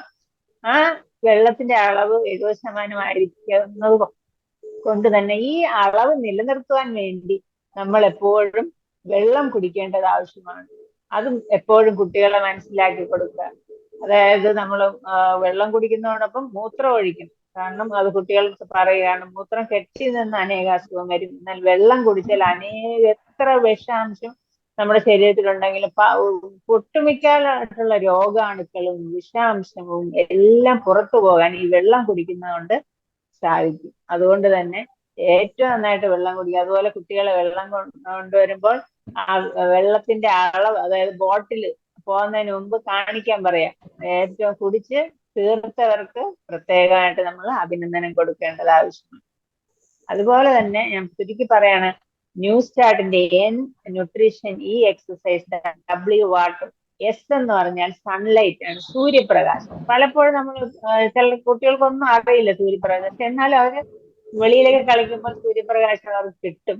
നമുക്ക് എങ്ങനെയാണ് സൂര്യപ്രകാശത്തിൽ നിന്ന് വിറ്റാമിൻ D കിട്ടുമെന്ന് ചിലർ നമ്മൾ പറയും. പക്ഷെ അത് ഡയറക്റ്റ് ആയിട്ട് നമുക്ക് കിട്ടുന്നില്ല. നമ്മുടെ തൊലിയില് അത് വന്ന് വൈറ്റമിൻ D പ്രൊഡ്യൂസ് ചെയ്യും. അത് നമ്മുടെ കാൽഷ്യം നമ്മുടെ ശരീരത്തിന് ആകർഷിക്കും. കാൽഷ്യം ഡയറക്റ്റ് ആയിട്ട് നമുക്ക് ശരീരത്തിലേക്ക് കിട്ടാൻ നമുക്ക് സാധിക്കില്ല. പക്ഷെ നമ്മുടെ ബോഡിയിൽ സൺലൈറ്റ് കാരണം, ഈ സൂര്യപ്രകാശം കാരണം നമ്മുടെ തൊലിയിലും നമ്മുടെ ശരീരത്തിലും വൈറ്റമിൻ D ഉണ്ടാകും. വൈറ്റമിൻ D ഉണ്ടായിക്കഴിഞ്ഞാൽ ഈ വൈറ്റമിൻ D ആണ് ഈ കാൽഷ്യം നമ്മുടെ ശരീരത്തിലേക്ക് വലിച്ചെടുക്കുവാൻ അല്ലാതെ നമ്മൾ എത്ര കാൽഷ്യം കഴിച്ചിട്ടും ഒരു കാര്യവുമില്ല. നമ്മളെ ശരീരത്തിൽ വൈറ്റമിൻ ഡി ഇല്ല. അങ്ങനെയുള്ള ഈ വൈറ്റമിൻ ഡി ഉണ്ടാവാൻ കാരണം ഇതാണെന്ന് പിള്ളേരെ മനസ്സിലാക്കാതെ പ്രകാശം വളരെ പ്രധാനമാണ്. കാൽഷ്യം ഉണ്ടെങ്കിലേ നമ്മുടെ പല്ല് നല്ലതായിട്ട് ഇരിക്കുള്ളൂ. പല്ലൊക്കെ ആയിട്ട് വന്ന് വയസ്സായി പോകും പെട്ടെന്ന്. പിള്ളേർക്ക് പറയാം പെട്ടെന്ന് നിങ്ങൾക്ക് പല്ലൊക്കെ കൊഴിഞ്ഞു പോകുമെന്ന് പറയാം. അതുപോലെ തന്നെ നിങ്ങളുടെ എല്ലുകൾക്ക് ബലം കിട്ടില്ലെന്ന് പറയാം. അപ്പൊ അവര് കൂടുതലായിട്ട് മനസ്സിലാക്കിയെടുക്കും. അതുപോലെ തന്നെ നമ്മുടെ ഇലകൾ എല്ലാം എത്ര മനോഹരമാണ്, പൂക്കൾ എത്ര മനോഹരമാണ്. ഈ ഇലകളും പൂക്കളും ഒക്കെ ഈ ചെടികളൊക്കെ മനോഹരമായി ഇരിക്കുന്നതിന് സഹായിക്കുന്നതും ഈ സൂര്യപ്രകാശമാണ്. അതുപോലെ തന്നെ നമ്മുടെ പടയാളികൾ, നമ്മുടെ ശരീരത്തിന്റെ പടയാളികൾ എന്ന് പറയുന്നത് നമ്മുടെ വെളുത്ത രക്താണുക്കളാണ്, WBC എന്ന് പറയും. ഈ WBC ഉണ്ടാകാൻ വേണ്ടി നമ്മള് കൂട്ടും, നമ്മുടെ ശരീരത്തിലെ WBCയുടെ അളവ് കൂട്ടും. നമ്മളെ പ്രതിരോധിക്കുന്ന ആ കാവൽ പടയുടെ എണ്ണം കൂട്ടുവാൻ ഈ സൂര്യപ്രകാശം സഹായിക്കും. അതുപോലെ ഏറ്റവും നല്ലത് അധികമായാൽ അമൃതം വിഷം എന്ന് പറയുന്ന പോലെ അധികമായി നമ്മൾ സൂര്യപ്രകാശം ഉച്ചയ്ക്കുള്ള വെയിലൊക്കെ കൊണ്ടുവന്നത് നമുക്ക് ദോഷമായിട്ട് വരും. സൺസ്ട്രോക്ക് ഒക്കെ ഉണ്ടാവും. പക്ഷെ ഈ കുട്ടികളോട് പറയും വളരെ വൈകുന്നേരത്തിലുള്ളതോ കാലത്തുള്ളതുമായിട്ട് വെയിൽ കൊള്ളുന്നത് വളരെ നല്ലതാണെന്ന് കുട്ടികളുടെ അടുത്ത് പറയുക. അതുപോലെ തന്നെ നമുക്കറിയാം ചിലപ്പോ തുണികളൊക്കെ നമ്മൾ കുറെ നാളെ എടുക്കാതെ വെച്ചിരുന്നാൽ എന്താവും, അതിലിങ്ങനെ പൂപ്പൽ പോലെ വരും. അപ്പൊ ഈ പൂപ്പല് നമ്മുടെ ഏതെങ്കിലും വീടുകളിൽ നമ്മൾ ശ്രദ്ധിച്ചിട്ടുണ്ടെങ്കിൽ, നിങ്ങളുടെ വീടുകളിൽ പൂപ്പല് കാണുന്നുണ്ടെങ്കിൽ ആ വീടിന് സൂര്യപ്രകാശത്തിന്റെ കുറവുണ്ടെന്ന് വേണം നാം മനസ്സിലാക്കാൻ. കാരണം ഈ പൂപ്പല് വരുന്നത് അതുകൊണ്ടാണ്. അതുകൊണ്ട് നമ്മുടെ വീടുകൾ പണിയുമ്പോൾ തന്നെ എപ്പോഴും സൂര്യപ്രകാശം അകത്ത് കടക്കുന്നത് പോലെ നമ്മൾ പണിയേണ്ടത് ആവശ്യമാണ്. അത് കുട്ടികളുടെ ആരോഗ്യത്തിന് വളരെ നല്ലതാണ്. അതുകൊണ്ട് തന്നെ പറയുക കുട്ടികൾക്ക് ഈ എല്ലാ മുറികളിലും ജനലൊക്കെ അടച്ച് കർട്ടനൊക്കെ ഇട്ട് ഇരിക്കുന്നതിനേക്കാളും നല്ലത് സൂര്യപ്രകാശം അകത്ത് കടക്കുന്ന വീടുകളാണ്. അവര് അസുഖവും കുറഞ്ഞിരിക്കും, അവർ വളരെ ആരോഗ്യവാന്മാരായി. അതുപോലെ തന്നെ അടുത്തത് ന്യൂ സ്റ്റാർട്ടിന്റെ അടുത്തത് നമ്മള് ന്യൂട്രീഷൻ പഠിച്ചു, എക്സസൈസ് പഠിച്ചു, ഈ വാട്ടർ പഠിച്ചു, സൺലൈറ്റ് പഠിച്ചു. അടുത്ത് ടെമ്പറൻസ് എന്ന് പറഞ്ഞാൽ മിതത്വം. നമ്മൾ ഏത് കാര്യത്തിലും ഒരു മിതത്വം പാലിക്കേണ്ടത് വളരെ ആവശ്യമാണ്. നമ്മൾ 1 കൊരിന്ത്യർ 6:19 എന്താണ് പറയുന്നത്? നമുക്ക് എല്ലാവർക്കും പരിചയമുള്ള അതാണ്, പരിശുദ്ധാത്മാവിന്റെ മന്ദിരമാകുന്നു നിങ്ങളുടെ ശരീരം. നമ്മുടെ ശരീരം പരിശുദ്ധാത്മാവിന്റെ മന്ദിരമായതുകൊണ്ട് തന്നെ അത് ഏറ്റവും നല്ലതായി ഏറ്റവും വിശുദ്ധമായി കാത്തു സൂക്ഷിക്കേണ്ടത് നമ്മുടെ ആവശ്യമാണ്. അതുകൊണ്ട് തന്നെ നമ്മൾ ഒരു രീതിയിലുള്ള നമ്മളെ മുട്ടായി ആയാൽ പോലും അത് ദോഷകരമായിട്ട് വരും. അതുകൊണ്ട് കുട്ടികൾക്ക് പറയാൻ, നിങ്ങൾ ഒരു രീതിയിൽ നിങ്ങളുടെ ശരീരം എന്ന് പറയുന്നത് ദൈവത്തിന്റെ മന്ദിരമാണ്, ദൈവത്തിന് വസിക്കാനുള്ള സ്ഥലമാണ്. അവിടെ നമ്മൾ ഒരു അഴുക്കും നമ്മുടെ ഉള്ളിലേക്ക് കൊടുക്കാൻ പാടില്ല. ആ ചിന്ത ശരിക്കും ആ കുട്ടികളുടെ ചെറുതിലെ തന്നെ നിറയ്ക്കുക. മദ്യമായാലും നമുക്കറിയാം അനേക കുട്ടികൾ മദ്യത്തിനും മയക്കുമരുന്നിനും അടിമകളാണ്. അപ്പൊ അങ്ങനെയുള്ള ആ ഒരു ചിന്ത, നമ്മുടെ ശരീരം ദൈവത്തിന്റെ മന്ദിരമാണ്, ആ ഒരു ചിന്ത കുട്ടികളിലേക്ക് നമ്മൾ കൊടുത്തു കഴിഞ്ഞാൽ അവർ ഒരു നിമിഷം ചിന്തിക്കും, അയ്യോ ഈ സാധനം നമ്മുടെ ദൈവം വസിക്കുന്ന മന്ദിരമല്ലേ, അതിനെ ഒരിക്കലും നമ്മൾ അശുദ്ധമാക്കാൻ പാടില്ലല്ലോ. അപ്പൊ ഇത് നമ്മൾ കഴിച്ച എങ്ങനെയാണ് എന്നവർ ചിന്തിക്കും. അത് മദ്യമായാലും സിഗരറ്റ് ആയാലും ചായ ആയാലും കാപ്പി ആയാലും മദ്യത്തില് നമ്മളെ കരളിനെ നശിപ്പിക്കുന്ന സാധനങ്ങളുണ്ടെന്നും, നമ്മള് സിഗരറ്റില് നമ്മളെ ശ്വാസകോശത്തിനെ നശിപ്പിക്കുന്ന സാധനങ്ങളുണ്ടെന്നും, നമ്മുടെ ചായയിലും കാപ്പിയിലും കഫീൻ എന്ന മാരകമായ വിഷമുണ്ടെന്നും, അതുപോലെ തന്നെ നമ്മുടെ പച്ചക്കറികളിൽ അടിക്കുന്ന വിഷങ്ങൾ എങ്ങനെ മാറ്റാമെന്നൊക്കെ കുട്ടികൾക്ക് നമുക്ക് പറഞ്ഞു കൊടുക്കാം.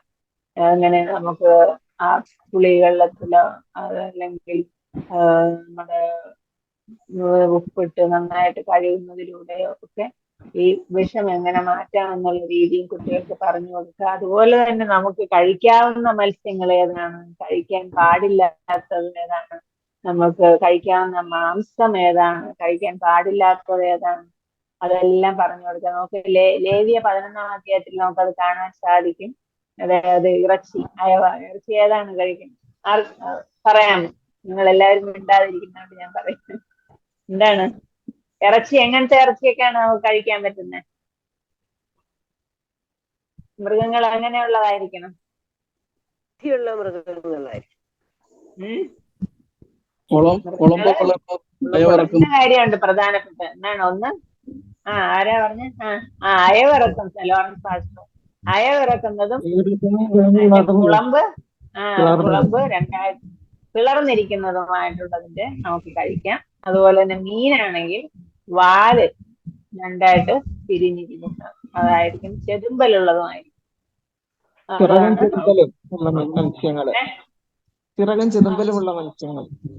അതെ അതെ, ചിറകും ചെതുമ്പലുമുള്ള മത്സ്യങ്ങളാണ് കഴിക്കാൻ. അടുത്ത് വായുവിനെ കുറിച്ച് പറയുന്നത് എന്താണ്? വായുവിനെ കുറിച്ച് നമുക്ക് ഫ്രീ ആയിട്ട് തന്നിരിക്കുകയാണ് അല്ലേ നമുക്ക് വായു, നമുക്ക് ഓക്സിജൻ. നമുക്ക് കൊറോണ വന്നപ്പോ അറിയാം എത്ര പേർക്ക് ഓക്സിജൻ ലഭിക്കാതെ എത്ര രൂപയ്ക്കുള്ള ഓക്സിജൻ നമ്മൾ ഓരോ ദിവസവും വാങ്ങിച്ചു കൂട്ടി എന്നുള്ളത് നമുക്ക് അറിയാൻ സാധിക്കും. അതിന്റെ പ്രാധാന്യത്തിനെ പറ്റി കുട്ടികളെ പറഞ്ഞ് മനസ്സിലാക്കുക. അതിൽ ഒരു പ്രധാന കാര്യം അവരെ കൊണ്ട് ആക്ടിവിറ്റി ആയിട്ട് ചെയ്യിപ്പിക്കാൻ പറ്റുന്നതെന്ന് പറഞ്ഞാൽ ഡീപ്പ് ബ്രീത്ത് എടുക്കുക. നമ്മൾ അങ്ങനെ ശ്വാസം മുകളിലേക്ക് ഏറ്റവും മാക്സിമം വലിച്ചിട്ട് അതുപോലെ നമ്മൾ പുറത്തേക്ക്. അത് ലങ്സിന് ഏറ്റവും നല്ലൊരു എക്സസൈസ് ആണ്. അത് കുട്ടികളെ പഠിപ്പിക്കാൻ നമുക്ക് ഇതിന്റെ ഓരോന്നിനും ആക്ടിവിറ്റി ഉണ്ട്. അത് ഞാൻ പറയാൻ വിട്ടുപോയി. ഓരോ നമ്മൾ വാട്ടറും അതൊക്കെ പഠിച്ചെങ്കിലും അതിൽ ഓരോന്നിലും ചെയ്യിപ്പിക്കേണ്ട ആക്ടിവിറ്റി ഉണ്ട്. അത് അവരെ കൊണ്ട് ചെയ്യിപ്പിക്കുക.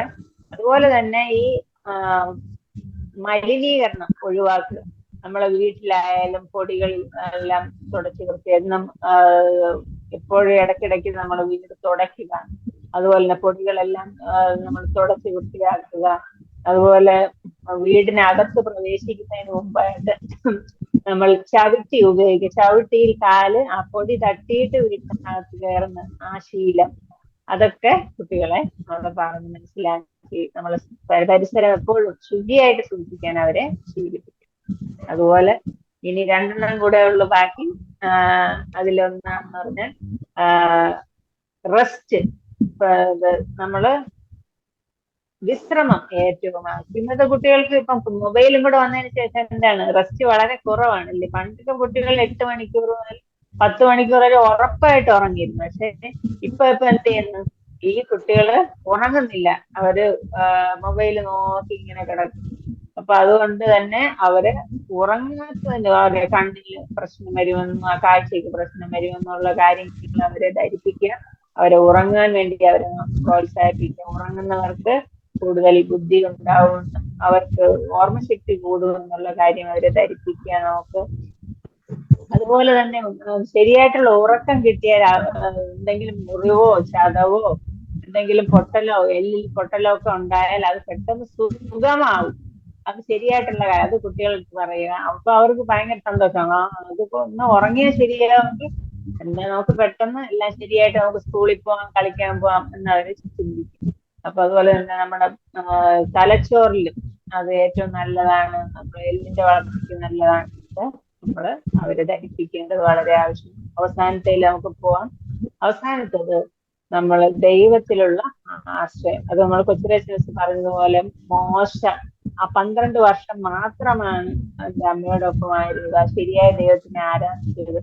ആ 12 വർഷം കൊണ്ട് തന്നെ വളരെയധികം ആ മനസ്സിനുള്ളില് ദൈവത്തെ പ്രതിഷ്ഠിച്ചിരുന്നു ശരിക്കും. അതുകൊണ്ട് തന്നെയാണ് ശരിയായ തിരഞ്ഞെടുപ്പുകൾ എടുക്കുവാൻ സാധിച്ചത്.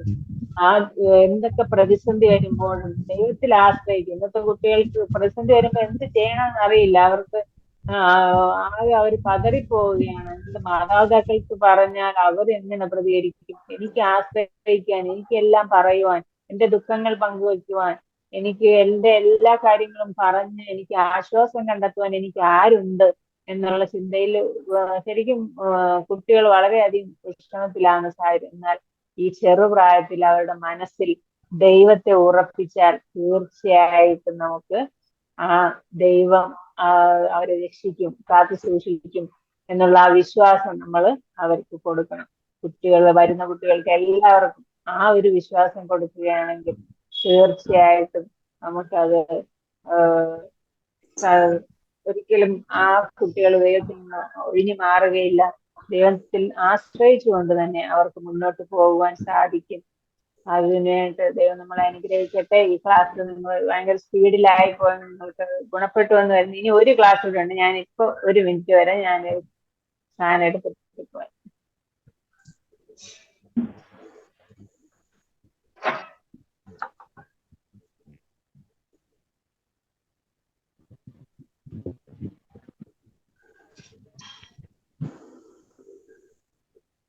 അടുത്തതായി ക്രാഫ്റ്റ് ആണ്. ക്രാഫ്റ്റ് നമുക്ക് എല്ലാവർക്കും പരിചയമുള്ളതായിരിക്കും. പക്ഷെ അത് ഇപ്പൊ നമുക്ക് ശരിയായിട്ട് കാണിക്കാൻ പറ്റുമെന്ന് അറിയില്ല. ക്രാഫ്റ്റിൽ തന്നെ പരിശീലനം ഉള്ളവരും നന്നായിട്ട് ചെയ്യാൻ അറിയുന്നവരും കാണും. എന്നാൽ ഞാനിവിടെ ചില കാര്യങ്ങൾ മാത്രം പറയാൻ ആഗ്രഹിക്കുന്നു. അതായത് ക്രാഫ്റ്റ് നമ്മൾ ചെയ്യുമ്പോൾ നമ്മൾ പ്രകൃതിയുള്ള സാധനങ്ങൾ കൂടുതലായിട്ട് ചെയ്യാൻ ശ്രമിക്കുക. പൂക്കൾ, അതുപോലെ തന്നെ ബട്ടർഫ്ലൈ, പിന്നെ പൂച്ച, മുയൽ, പിന്നെ മരങ്ങള്, അതൊക്കെ ചെയ്തു കഴിഞ്ഞാൽ അവർക്ക് വളരെയധികം അത് ഇഷ്ടമാകും. അപ്പോൾ ഞാനിവിടെ ഒരു കാര്യം പറയാൻ ആഗ്രഹിക്കുന്നത്, ഒരു കാക്ക നമ്മൾ ഉണ്ടാക്കുകയാണെങ്കിൽ കാക്ക വെറുതെ ഇതാണ് ഒരു കാക്ക എന്ന് നമ്മൾ പറയുമ്പോൾ അത് അവർക്ക് അത്ര ആകർഷകമായി തോന്നുകയില്ല. ഞാനിവിടെ ഒരു കാക്ക ഉണ്ടാക്കിയിട്ടുണ്ട്. ഇതൊരു കാക്കയായിട്ട് നിങ്ങൾ സങ്കല്പിക്കും. എന്നാൽ കാക്ക ഇതാണ് കാക്ക എന്ന് പറഞ്ഞു വരുമ്പോൾ അവർക്ക് അത് ഇത് കാക്ക, അത് കൊള്ളാം എന്ന് മാത്രമേ ചിന്തു. പക്ഷെ ആ കാക്ക പറക്കുന്ന കാക്കയാണെങ്കിലോ, കാക്ക പറക്കുന്ന കാക്കയാണെങ്കിൽ എന്ത് ചെയ്യും? അവര് കൂടുതലായിട്ട് ഈ കാക്കയെ ഇഷ്ടപ്പെടും. അവരത് വീണ്ടും ചെയ്യാൻ ശ്രമിക്കുകയും ചെയ്യും. കണ്ടോ, ഈ കാക്ക, ഇത് കാക്ക എന്ന് പറയുന്നതിന് കാര്യം ഇത് പറക്കാൻ കഴിയുന്ന ഒരു കാക്കയാണെന്ന് പറയുമ്പോൾ അത് അവർക്ക് കൂടുതൽ ആകർഷകമായി തോന്നും. അങ്ങനെയുള്ള ക്രാഫ്റ്റ് നിങ്ങൾ ചെയ്യുക. അതുപോലെ തന്നെ ഒരു കിളി ഇവിടെ ഉണ്ട്. ആ കിളി കണ്ടോ, വെറുതെ ഒരു കിളിയല്ല, കിളിക്കും പറക്കാൻ സാധിക്കുന്ന കിളിയാണ്. അതുപോലെ തന്നെ തവള ഞാൻ ഉണ്ടാക്കിയിട്ടുണ്ട്. തവള ഉണ്ടാക്കിയിട്ടുണ്ട്. ഇത് കൊച്ചുറേഷൻസ് ഉണ്ടാക്കിയ ഇതാണ്. ഈ തവള ഞാൻ ഉണ്ടാക്കിയിട്ടുണ്ട്. ഈ തവള വെറുതെ ഒരു തവള ഉണ്ടാക്കി അവിടെ വെച്ചാൽ ഇതെന്താണ്? ചാടുന്ന തവളയാണ്. ഇത് എനിക്ക് കയ്യിൽ കാണിക്കാൻ പറ്റുന്നില്ല. പക്ഷെ നമുക്ക് ഇങ്ങനെ കൈ തട്ടിയാൽ ഇത് ചാടുന്ന തവളയാണ് ഉണ്ടാക്കിയിരിക്കുന്നത്. അപ്പൊ അതുപോലെ നമ്മൾ ഓരോരോ കാര്യങ്ങൾ നമ്മൾ ചെയ്യുമ്പോൾ അതിന് കുറെ കൂടി മൊബിലിറ്റി ഉള്ളതാണെങ്കിൽ അത് ഏറ്റവും നല്ലതായിരിക്കും. കുട്ടികൾക്ക് അതൊരു ആകർഷമായി തോന്നും. അപ്പോൾ ഇത്രയും സമയം ഇതിൽ പങ്കെടുത്ത എല്ലാവർക്കും പ്രത്യേകം നന്ദി പറഞ്ഞുകൊള്ളുന്നു. ഇതില് ഞാൻ ആദ്യം പറഞ്ഞ VBS ഡ്രില്ലില് ഒരു കാര്യം പറയാൻ വിട്ടു. നമ്മൾ ബൈബിള് അത് അവിടുത്തെ മേശപ്പുറത്ത് തന്നെയാണ് വെക്കേണ്ടത്. അത് നമ്മളെ ക്ലാസ് കഴിയുന്നത് വരെ അവിടെ ഒരു മേശ, ആ മേശയുടെ പുറത്ത് നമ്മൾ വെക്കണം. അതുപോലെ തന്നെ ഇതിന്റെ പ്ലഡ്ജിന്റെ ബൈബിൾ ട്രാൻസ്ലേഷൻ ആവശ്യമുണ്ടെങ്കിൽ എന്നെ വിളിച്ചാൽ, എന്റെ നമ്പർ എല്ലാവർക്കും അറിയാമെന്ന് ഞാൻ പ്രതീക്ഷിക്കുന്നു. അറിയില്ലെങ്കിൽ 9446841670 ഇതാണ് എന്റെ നമ്പർ. 9446841670 ഇതാണ് എന്റെ നമ്പർ. ഇതിൽ നിങ്ങൾ വിളിക്കുക.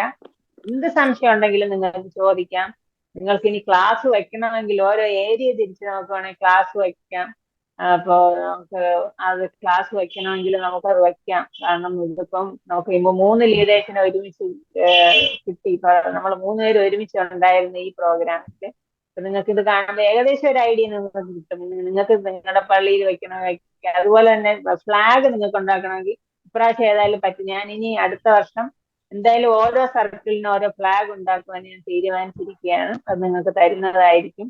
അപ്പോൾ ഇപ്രാവശ്യം നിങ്ങൾക്ക് മനസ്സിലായെന്ന് തോന്നുന്നു. ഫ്ലാഗിന്റെ പടം ഇനി വേണമെങ്കിൽ തരാം, എന്നെ വിളിച്ചാൽ മതി, ഞാൻ അയച്ചു തരാം. ആ ഫ്ലാഗ് നിങ്ങൾക്ക് പള്ളികളിൽ ഉണ്ടാക്കി നിങ്ങൾക്ക് അത് ചെയ്യാം. ഏറ്റവും ആകർഷകമായിരിക്കും. വേറെ ഏത് പള്ളിക്കും വെല്ലാൻ സാധിക്കാത്ത രീതിയിൽ നമുക്ക് പ്രോഗ്രാം VBS നടത്താൻ സാധിക്കും. അത് ഏറ്റവും നന്നായി തന്നെ ദൈവത്തിലേക്ക് നമ്മൾ കുട്ടികളെ ആകർഷിക്കുന്ന രീതിയിൽ നമുക്ക് ചെയ്യാൻ സാധിക്കും. അപ്പൊ അതിനുവേണ്ടി ദൈവം നമ്മളെ ഓരോരുത്തരെയും അനുഗ്രഹിക്കുമാറാകട്ടെ. ഇപ്പോൾ നമ്മുടെ മീറ്റിങ്ങിന് ഇത്രയും പേര് കടന്നു വന്നതിൽ വളരെയധികം സന്തോഷം. ഇത്രയും സമയം നിങ്ങൾ ഇരുന്നതിൽ വളരെയധികം നന്ദി. ഇപ്പോൾ നമുക്ക് ഈ മീറ്റിങ്ങിന്റെ അവസാനമായിട്ട് ലൈസ ആന്റിയോർക്ക് പ്രാർത്ഥിക്കല്ലേ? ലൈസാമ്മ കുഞ്ഞുമ്മ ഉണ്ടോ?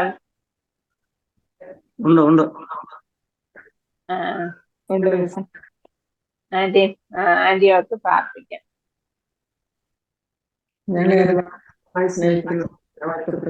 തിരുനാമത്തിന് സ്തോത്രം.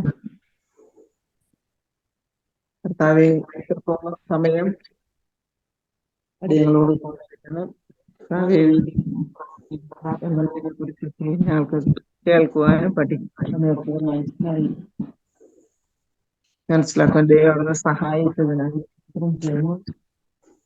ദൈവമേ പഠിപ്പിച്ചതിന്റെ മക്കളെ അവിടുന്ന് അനുഗ്രഹിക്കുമാറാകണം. കേൾവിക്കാരായ ഞങ്ങളെ ദൈവം അവിടുന്ന് അനുഗ്രഹിക്കുമാറാകണമേ എന്ന് പ്രാർത്ഥിക്കുന്നു. ഇതെല്ലാം ദൈവനാമ മഹത്വത്തിനായി തീരുവാൻ തക്കവണ്ണം അവിടുന്ന് ഇടയാക്കണമേ എന്ന് പ്രാർത്ഥിക്കുന്നു. അനേക കുഞ്ഞുങ്ങൾ കടന്നു വരുവാനും അവരുടെ മുഖാന്തരം അവരുടെ മാതാപിതാക്കളും ഈ സത്യം മനസ്സിലാക്കുവാൻ തക്കവണ്ണം അവിടുന്ന് ഇടയാക്കുമാറാകണമേ. ഞങ്ങൾ ഓരോരുത്തരും വിവിധ സ്ഥലങ്ങളിലായിരിക്കുന്നു. ഞങ്ങൾ ഓരോരുത്തരും ആയിരിക്കുന്ന ഇടങ്ങളിൽ കർത്താവിന്റെ വേല ചെയ്യുവാൻ ഞങ്ങൾ ഇത് മുഖാന്തരമാക്കി തീർക്കുമാറാകണമെന്ന് പ്രാർത്ഥിക്കുന്നു. പഠിപ്പിച്ചതായ എല്ലാ മക്കളെയും ദൈവം അവിടുന്ന് അനുഗ്രഹിക്കുമാറാകണമെന്ന് പ്രാർത്ഥിക്കുന്നു. കേൾവിക്കാരും ആയിരുന്ന അടിയങ്ങളെയും ദൈവം അനുഗ്രഹിക്കണമേ എന്ന് പ്രാർത്ഥിക്കുന്നു. എത്രത്തോളം സമയം അടിയങ്ങളോട് കൂടെ ഇരുന്നതിനായി സ്തോത്രം. കൃപയിൽ അടിയങ്ങളെ സൂക്ഷിച്ചതിനായി സ്തോത്രം. തുടർന്നും കർത്താവിന്റെ വേലയിൽ ഞങ്ങളാൽ കഴിയുന്നത് പോലെ കാര്യങ്ങൾ ചെയ്തുകൊണ്ട് മുൻപോട്ട് പോകുവാൻ തക്കവണ്ണം അടിയങ്ങളെ ഓരോരുത്തരും സഹായിക്കണം. സ്വന്തം കഴിവിൽ സാധ്യമല്ല കർത്താവെ. അവിടുത്തെ പരിശുദ്ധാത്മാവിനാൽ അടിയങ്ങളെ ഓരോരുത്തരെയും ബലപ്പെടുത്തുകയും ശക്തീകരിക്കുകയും ചെയ്യുമാറാകണമെന്ന് പ്രാർത്ഥിക്കുന്നു. ദൈവത്തിന്റെ വേല എത്രയും വേഗം ഈ ലോകത്ത് വ്യാപിക്കുവാനും കർത്താവിന്റെ വരവ് ത്വരിതപ്പെടുത്തുവാനും അവിടുന്ന് ഇടയാക്കുമാറാകണമെന്ന് പ്രാർത്ഥിക്കുന്ന കഴിഞ്ഞ നാളുകളിൽ ഞങ്ങളുടെ കുറ്റങ്ങളും കുറവുകളും പാപങ്ങളും ഒക്കെ അടിയങ്ങളോട് ക്ഷമിച്ച് അടിയങ്ങളെ അവിടുന്ന് അനുഗ്രഹിക്കുമാറാകണമെന്ന് യേശുവിന്റെ വിലയേറിയ നാമത്തിൽ അപേക്ഷിക്കുമ്പോൾ പ്രാർത്ഥന കേൾക്കണം. പരിശുദ്ധനായ നല്ല ദൈവമേ, ആമേൻ.